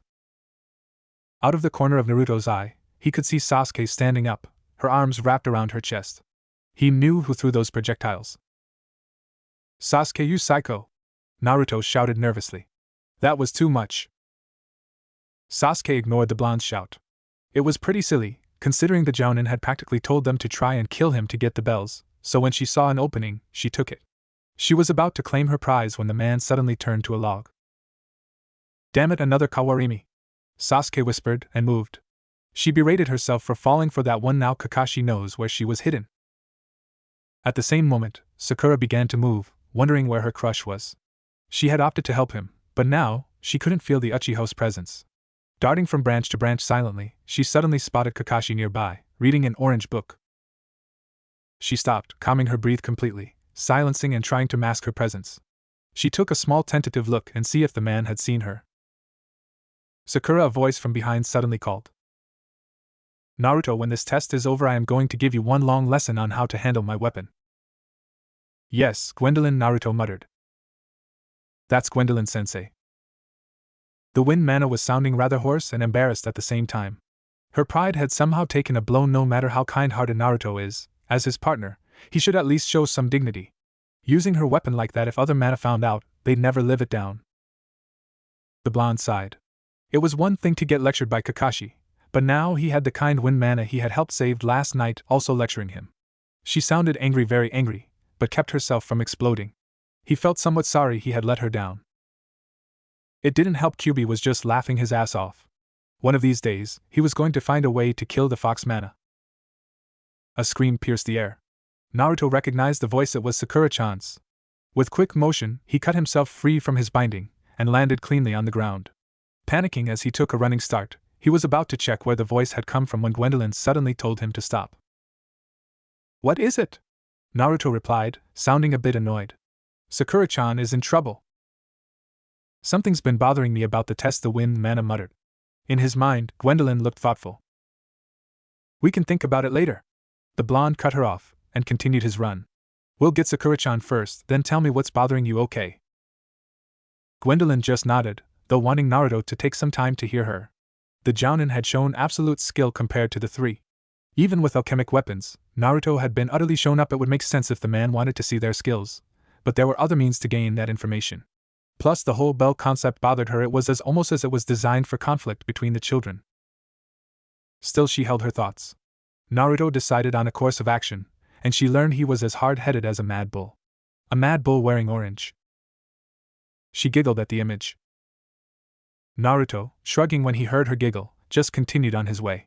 He felt a sudden rush of heat emanating from his left. Curious, he took a slight detour, and hid behind the leafy trees, balancing between the branches for a good while, until he got to a clearing. He spotted Sasuke's head poking out of the dirt. He snorted, covering his mouth with his hand, trying to stifle his laughter. Well, the psycho girl deserved it, and he left, and went on his merry way to find his crush, the beautiful Sakura-chan. In the clearing, Sasuke's ears perked up when she heard soft laughter emanating from the trees. She spotted orange and yellow streaking away from her, and she gritted her teeth. "You dead last!" she screamed, furious the boy had just left her there. She was so going to kill him. The alarm clock rang. Nobody had gotten the bell. Sasuke and Sakura had come towards the stumps together. The pink-haired kunoichi, who had been hit by a genjutsu by Kakashi, had stumbled upon Sasuke's head and thought the worse. The youngest Uchiha had been quite angry at the blonde for leaving her there, and even have the gall to laugh at her situation, forced herself out of the hole. She was covered in dust, looked very mangled, and emanating killing intent that Sakura had not dared approach her when she woke up. When they both had come towards the stumps, where the alarm clock rang, they just sat down, a good space between them. Kakashi smiled.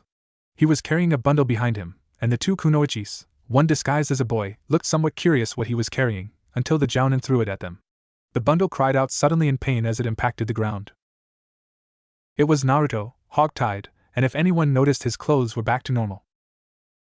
He was wandering around the forest, Kakashi stated, looking bored. When he saw the Uchiha suddenly taking out a kunai, looking murderously at the blonde, he raised his hand. Now's not the time for that. I have something to announce. It's about the training." Sakura looked up, while Sasuke growled, and hid her kunai back. She was just going to take a non-lethal stab. Naruto just sweated, feeling the killing intent wash at his back for a good moment. He could guess what Kakashi had tried to stop. "Well, I don't see the need for you three to go back to the academy," Kakashi declared. The three genins looked somewhat relieved, until the jounin finished his sentence. "Because all three of you should just quit being ninjas." Everything was explained: the purpose of the test, why they were divided into 3 teams. Naruto hung his head, ashamed. It wasn't because he had failed to reach the conclusion of the test, no one did anyway, but because of his actions just earlier. Hadn't Gwendolyn warned him there was something up with the test, and he just totally blocked her out? He had promised to treat his Manna partners as they were supposed to be treated as partners. Then he does this. "If I told you moron, you're just human." Naruto sighed, not feeling up to it in sparring Kyuubi with insults. His reckless actions were beginning to bite back to him, making him wonder if he just spoke empty words, or if his promises were just dismissible, a prospect he found very discomforting. The Wind Manna may have read his feelings, because she was over his shoulder again, tapping it, comforting. She hadn't minded him being selfish. He was somewhat obsessed with the pink brute, so she could understand. Yes, sure, she was somewhat put off when he just disregarded her, but the blonde seemed to take it heavier than usual. "You guys, I'll give you one more chance." The jounin looked at them with his visible eye, seriously. "Eat lunch, but afterwards, I'll make the test harder. If you want to continue, eat, but don't give Naruto any." The blonde boy, now tied to a stump, didn't respond, looking down on the ground in deep thought. Sakura didn't bat an eyelash, but Sasuke looked somewhat surprised. She looked towards the blonde, feeling somewhat sorry for him. "It's punishment for laughing at a teammate in trouble," Kakashi explained. His eyes narrowed, looking at the 3 genin with dead seriousness. "Anyone who gives him lunch, you all fail. Got it? I am. The rules. Here." The jounin disappeared, leaving the 3 genin to their own devices. Sakura, already very hungry, dropped her self-control for a moment and dove towards one of the lunchboxes and began to eat. Sasuke took the other one, and stealed a look at the blonde, who hadn't raised his head. The smell of food wafted through the air, and Naruto's stomach rumbled. The Uchiha smirked, wondering if the blonde was going to say something. He did, but not until a few moments of silence. "I'm sorry," he had muttered. Sasuke blinked. Well, that was the first time she ever heard the blonde apologize seriously, not out of his wits because he was being threatened by sharp, pointy objects. There was a mix of sorrow and regret to his voice, adding more weight to his apology. She appreciated it. Unfortunately, he hadn't actually meant it for her. Naruto's apology was in fact directed towards the Wind Manna, who just nodded and continued to tap on his shoulder, assuring. Of course, what the last Uchiha didn't know wouldn't hurt her, or more importantly, the blonde. Ironically enough, it was his words that would finally get their genin lives started, and unknown to them, it was the first reaffirmation of their destinies. It's fine," Sasuke muttered in her brooding voice. She still had an image to keep. Without another word, she slowly extended her arm, offering her lunchbox towards the blonde, who looked at her, surprised. Sasuke-kun. Sakura jumped up, looking shocked. Don't, Sensei said. Sasuke cut her off quickly. I don't sense him nearby. Besides, without food, he'll just get in the way. After lunch, let's get the bells together. The blonde looked at the Uchiha for some time, blushing somewhat. The girl was pretty decent when she was like this, but then again, there was a small part of him that wondered, silently, if the psycho girl was just acting kind and offering her food because she poisoned it. Yes, he was silly like that. However, he wasn't really forced into actually finding out if her food was or was not poisoned, as Sakura also offered up her box. The blonde's eyes widened, then smiled. Thanks, he muttered towards the pink-haired kunoichi. The youngest Uchiha just rolled her eyes. She muttered, continued on eating, while she left Sakura to feed the blonde with her chopsticks. A terrifying presence suddenly made itself known, exploding to a cloud of smoke. Sakura dropped her lunchbox, while Naruto, in panic, dropped the morsel he was about to chew, while Sasuke's hands went towards her kunai pouch, ready to stave off an attack that might be coming. You guys! Kakashi's voice boomed, freezing the three genins in their place. Pass. The last word came out calmly and playfully that the genin, still frozen, hadn't realized what he had said until a few moments later. Sakura and Naruto both had a confused expression, and while Sasuke was as well, she kept her expression well hidden behind her facade. Kakashi's visible eye smiled. He had enjoyed that little reaction. Wait, pass? But how? Sakura was the first one to speak. She was still confused at the turn of events. Hell, well, there was bound to be a first time, Kakashi stated, relaxing a bit. Unconsciously, that had the effect of relaxing the three genins. The others would just follow what I said. What a bunch of morons. He looked at them, his eyes somewhat going serious. Naruto was reminded of Iruka's face as he was about to lecture them. A ninja must look underneath of the underneath, the Jounin muttered seriously. It is said a ninja who does not follow rules are trash, but you know what? Anyone who doesn't take care of their comrades are lower than that. Naruto looked slightly abashed. The lecture had hit him closer to home than any of his teammates. Sakura looked more excited that she passed, stealing a few looks at the Uchiha, who took a deep breath of relief. The blonde reaffirmed his promise. He swore in silence, promising to treat his Manna partners with more respect. He was definitely going to try and treat Gwendolyn better, as she was the fourth person, or at least the first Manna, who had openly accepted him as he was, acknowledging his existence and worth. He swore to treat her better. I'll be here, as always, to point out your failures. Moron. Shut it, bastard, Naruto thought strongly. He smiled again when the Jounin, his new sensei, Kakashi, raised his arm, giving them the thumbs up. That ends the training. You all pass, he declared, his visible eye smiling. Starting tomorrow, Team 7 will begin its duties. Sakura celebrated, while Sasuke had a small smile. Naruto smiled somewhat, feeling an aura of comradeship surrounding him. Maybe he'd extend that promise to his new teammates as well. After all, if what Kakashi said was right, he was stuck with them. His crush, the passionate Sakura-chan. The psycho girl, Sasuke, who could also be kind when she wants to be, and Kakashi, who seemed pretty cool on his own right. That was until the three left, leaving him still tied up on the stump. Hey! The blonde shouted. Get me out of here! He was ignored. Bye, Sasuke-kun, Sakura declared, looking back at her crush as she ran back home. The youngest Uchiha sighed a breath of relief. She looked towards her new Jounin sensei, who looked blankly at the pink-haired who had left them, and she went on her way. Kakashi continued to follow. What do you want? Sasuke growled. She didn't like being followed, even if it was her new teacher. I'm just wondering how long you think you can just disguise yourself, Uchiha Saki, the Jounin replied. The young Uchiha glared at him, her eyes roving around to see if there were any listeners. Don't call me that, the Uchiha growled. Who did the Jounin think he was, calling her by her real name out in the open? If you compromise me, I'll tell the Hokage. Yeah, I know, Sasuke-kun, Kakashi waved his hand. No one was listening, and no one heard, so don't worry your pretty little head off. Saki muttered. She looked towards the Jounin. When you brought that blonde pervert back, did you confiscate his weapon? Nope, it disappeared when I knocked him out, Kakashi replied truthfully. Why interested? I wanted to learn where he got his weapons. A card deck that acted like a whip, and a short weapon that transformed to a spear, strange as he never gotten such weapons during the academy. Think they'd help with your ambition? The Jounin asked, shaking his head. We're ninjas. We keep secrets, Sasuke-kun, and Naruto probably has his. You best well know this since you have your own. Considering that perverted blonde knows mine, I think I deserve to know a few of his secrets, Saki replied darkly. Kakashi stopped on his tracks, his eyes widening. When? 3 days ago, the Uchiha replied. At night in my house. Didn't you blow yourself up practicing a jutsu? The Jounin asked. Like I'd actually make a mistake using fire jutsu or even try practicing inside the house, she rolled her eyes. Kakashi nodded. That made sense. Why would an Uchiha, whose primary elemental affinity that was fire, who also had enough chakra to unleash a powerful fireball at him earlier, would try and actually pull off a fire jutsu inside their house?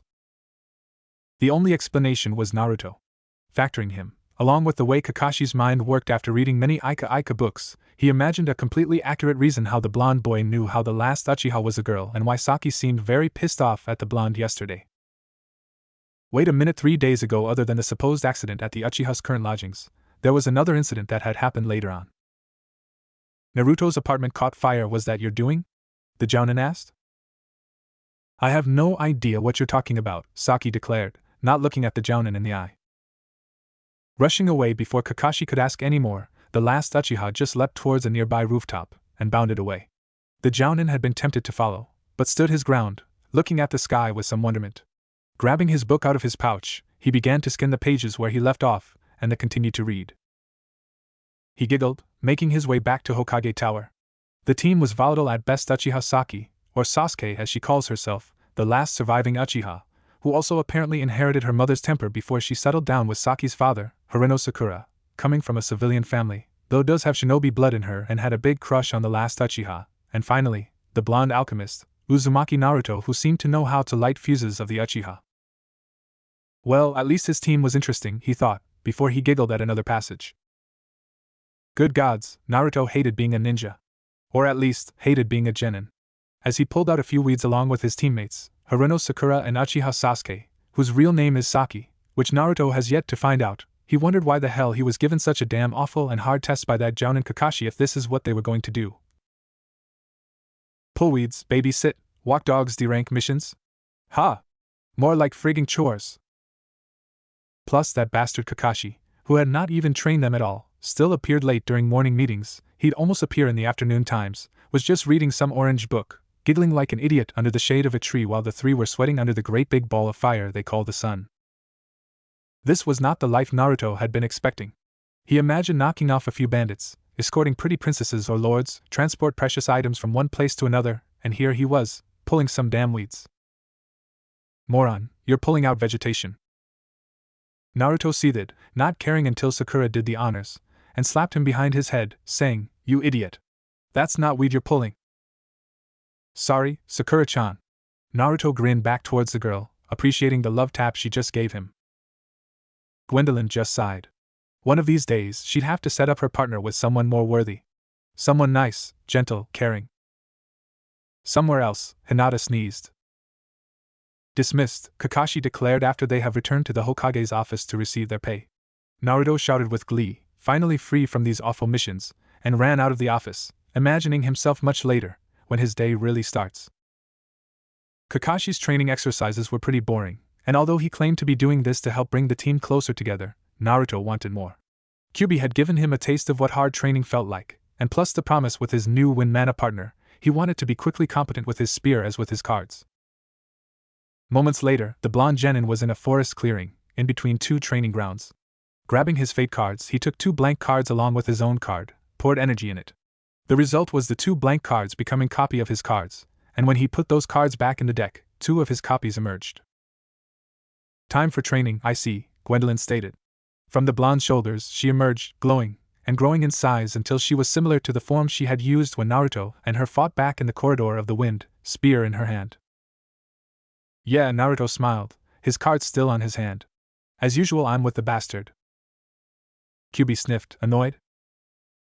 I'll be training with Gwendolyn-cha. The wind Manna bopped Naruto's head gently, but with enough force to convey her displeasure. That clone, and the original Naruto grimaced as they felt the top of their heads stinging. Gwendolyn-sensei, she corrected the blonde, her eyes narrowing. Sorry, Gwendolyn-sensei, the clone declared, smiling sheepishly. And I'll gather materials, the third clone declared. The setup was something Kyuubi had designed a week ago, when Naruto had realized he didn't exactly want to just do boring teamwork nourishing exercises and stupid D-rank missions only each and every day.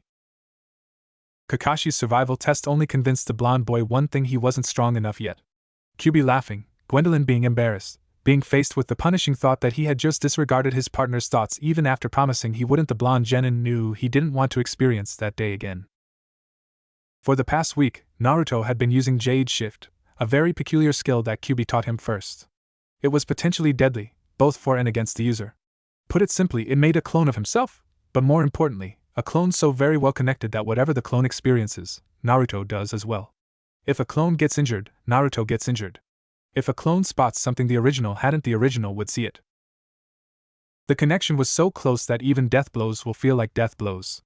It won't, thankfully, result in death, but Kyuubi had warned not to even try getting hit by one.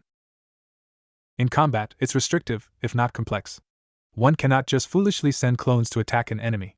The Battle of the Corrupted Wind Manna had taught the blonde that responsible usage of his clones was the best way to go, and he hated that little fact since he had discovered it. It was one of the coolest skills ever. It also represented his, somewhat, mastery of his weakest jutsu, the Bushin, and now, he finds out, he couldn't liberally use it? It sucked. It was unfair. Foul. Of course, that was until Kyuubi said the Jade Shift skill could be used as a training tool. The self-proclaimed Great Manna of Chaos had explained that the clones and original were so closely connected. He was actually talking about the skill bending time-space whatchamacallit, and something Naruto didn't fully listen, that if he trained one of his clones with different techniques and forms, he would remember it. Mental and muscle memory, whatever those meant. As usual, when he hadn't understood, Kyuubi made him and a clone of his train both cards and the shortened spear weapons, separated the two by at least a good kilometer, and when the whole training session was done, Naruto's muscles burned with his mind flashing in all the forms Gwendolyn and Kyuubi had taught him. Needless to say, he had remembered both their teachings, and he could do the two different forms, and Naruto was pretty much ecstatic. Kyuubi called him a Mac hoist. Guess that Fox Manna hadn't met Lee and Guy. Or was it Guy? Anyway, because of the boy's progress, Kyuubi had fulfilled another promise. He allowed Naruto to expand his alchemic work. Graduating from bombs and healing potions, Naruto had begun to move on more specific curative concoctions. He learned to make a potion that cured almost all poisons and other induced ailments, a potion that naturally increased chakra and energy production, and finally, nectar, which was a powerful potion that allowed it to heal any fatal wounds as long as it's applied before the person dies. Naruto was also cleared to start making weapons and armored clothing. In the works currently was his new jacket, something Kyuubi had been clamoring about for the past week. The new clothing was supposed to make Naruto look more dignified and whatnot, and the blonde only agreed to wear them when he could add orange to them. Naruto also was given the responsibility of making alterations to his fate cards, and so far, the blonde could only think of a couple ways to improve his weapon, and held off that project until his clothes were done. Speaking of weapons, Naruto also began to make and maintain his basic utilities. Kunai and shuriken, the basic tools of any ninja, which he usually bought in sparse amounts, they were expensive, and considering how much he ate. Now, all he did was get all his blunted and rusty metal weapons, and after minimal time in the alchemic pot, he'd have them new again, even sharper and more balanced than before. If he needed new ones, he'd take a quick visit to the blacksmith where he'd buy pig iron and he'd combine it with some charcoal to transfigure them to weapons. Of course, it wasn't as cheap as it sounded. Any new alchemic items meant more materials needed. Potions, he could usually get by with plant wildlife, which was pretty abundant in Fire Country, but for weapons and clothing armor, he had to visit the blacksmith. Pig iron may have been cheap compared to ready-made weapons, but he also had to contend the fact that the third Hokage had stopped giving him allowance since he had graduated. The old man explained to the boy that as a ninja, he was now considered an adult in the village, and thus, his allowance would be forfeited. On the plus side, ninjas never ran out of work, especially in the Hidden Leaf, but unfortunately, D-rank missions don't pay much, especially with the things Naruto was doing. Explaining that, the old man suggested selling his potions. The blonde agreed, thinking he'd get a few extra ryo along with his D-rank missions. He had thought it wouldn't help much, until the Hokage gave him a C-rank payment for only 15 vials of healing potion. And they weren't even large vials too. Getting that much money, it afforded Naruto to buy even more materials, he could pay his water and electric bills easily, and he would never go hungry anymore, or at least not always leash Irika on getting free ramen. Ever since that day, Naruto made 3 clones, one to train his usage on his fate cards, one to train with Gwendolyn, and the other to gather materials for synthesizing healing potions. Unbeknownst to him, his training scheme had made him avoid a very curious and quite forceful kunoichi. Uchiha Saki scanned the streets, watching out for anything orange or yellow. It's been a week, and questions she had wanted to ask Naruto had been festering inside, bubbling with anticipation and stashed with failure. She could never corner the Uzumaki genin alone. So many questions she had wanted to ask, so much to learn. Yet, every time they would finish their missions, the blonde would run away, never to appear until the next day. The young Uchiha had went, at first, towards Naruto's apartment, which she had burned down. No luck, there was nothing to indicate the blonde had returned there. Actually, there was no evidence the place was actually being occupied anymore. She asked questions in that sector, wondering if anyone had seen the blonde. They responded negatively to her question and to Naruto's name, much to her curiosity. Realizing inquiries were going nowhere, she went and searched all ramen restaurants and stands. Naruto was a self-proclaimed ramen addict, and she, surprisingly, couldn't find Naruto anywhere. Of course, Saki could try and talk to the blonde in the morning, when they first meet. Kakashi pretty much arrives late, but she was held back by the notion that the blonde wouldn't be too accommodating. Threatening him was rather useless, especially in front of Sakura, as he may spill the beans about the Uchiha's true nature, and she wouldn't have that. Another alternative was to wait the whole day to look out for him, but she couldn't cut her training time. Her brother wasn't getting weaker, she told herself. Kakashi's team exercises weren't exactly demanding or taxing her in any way, and it annoyed her to no end. She needed more power and skills to kill Itachi. Distracting her from her thoughts, she spotted a blonde figure walking down the streets, and she was about to celebrate her success when she just realized it was just another fangirl of hers. What was her name? Piglet? Saki sighed, realizing that today was another mission failure. Her thoughts scrambled as she went back towards her residence. There was another day, another time, as she always said to herself for the past week. Unfortunately, her thoughts were not as comforting as it was before. Every passing day she was somewhat desperate in finding the blonde and interrogate him about his weapons and to get back at him for making her search for him. Wow, we look cool. The third Naruto clone looked solemn as the original Naruto and the second Naruto clone began to spar against each other. It was already evening. They had been training for almost 4 hours straight, not even stopping for ramen dinner. Naruto's form with his fate cards has vastly improved in a week. Gone were the irritating small steps he'd take every time he'd attack, and his defensive form, water, was now flowing without a hitch. He was even using new attack katas and forms. The second Naruto clone handled the spear and the shortened version of the weapon quite well. In fact, Gwendolyn was smiling widely, seeing her teachings being used correctly. Finally, she can forget all the nightmares Naruto had induced when he first used her weapon in combat against the Jounin, and cheered the boy on, in a dignified manner, of course. The spar looked spectacular, but all present knew it was nothing but a show. What the original Naruto and second Naruto clone would use, the other would dodge cleanly. They knew each other's attacks, and they knew what they'd use, making the whole fight rather pointless, but it did serve its purpose. It allowed Naruto to use both weapons and their forms in combat.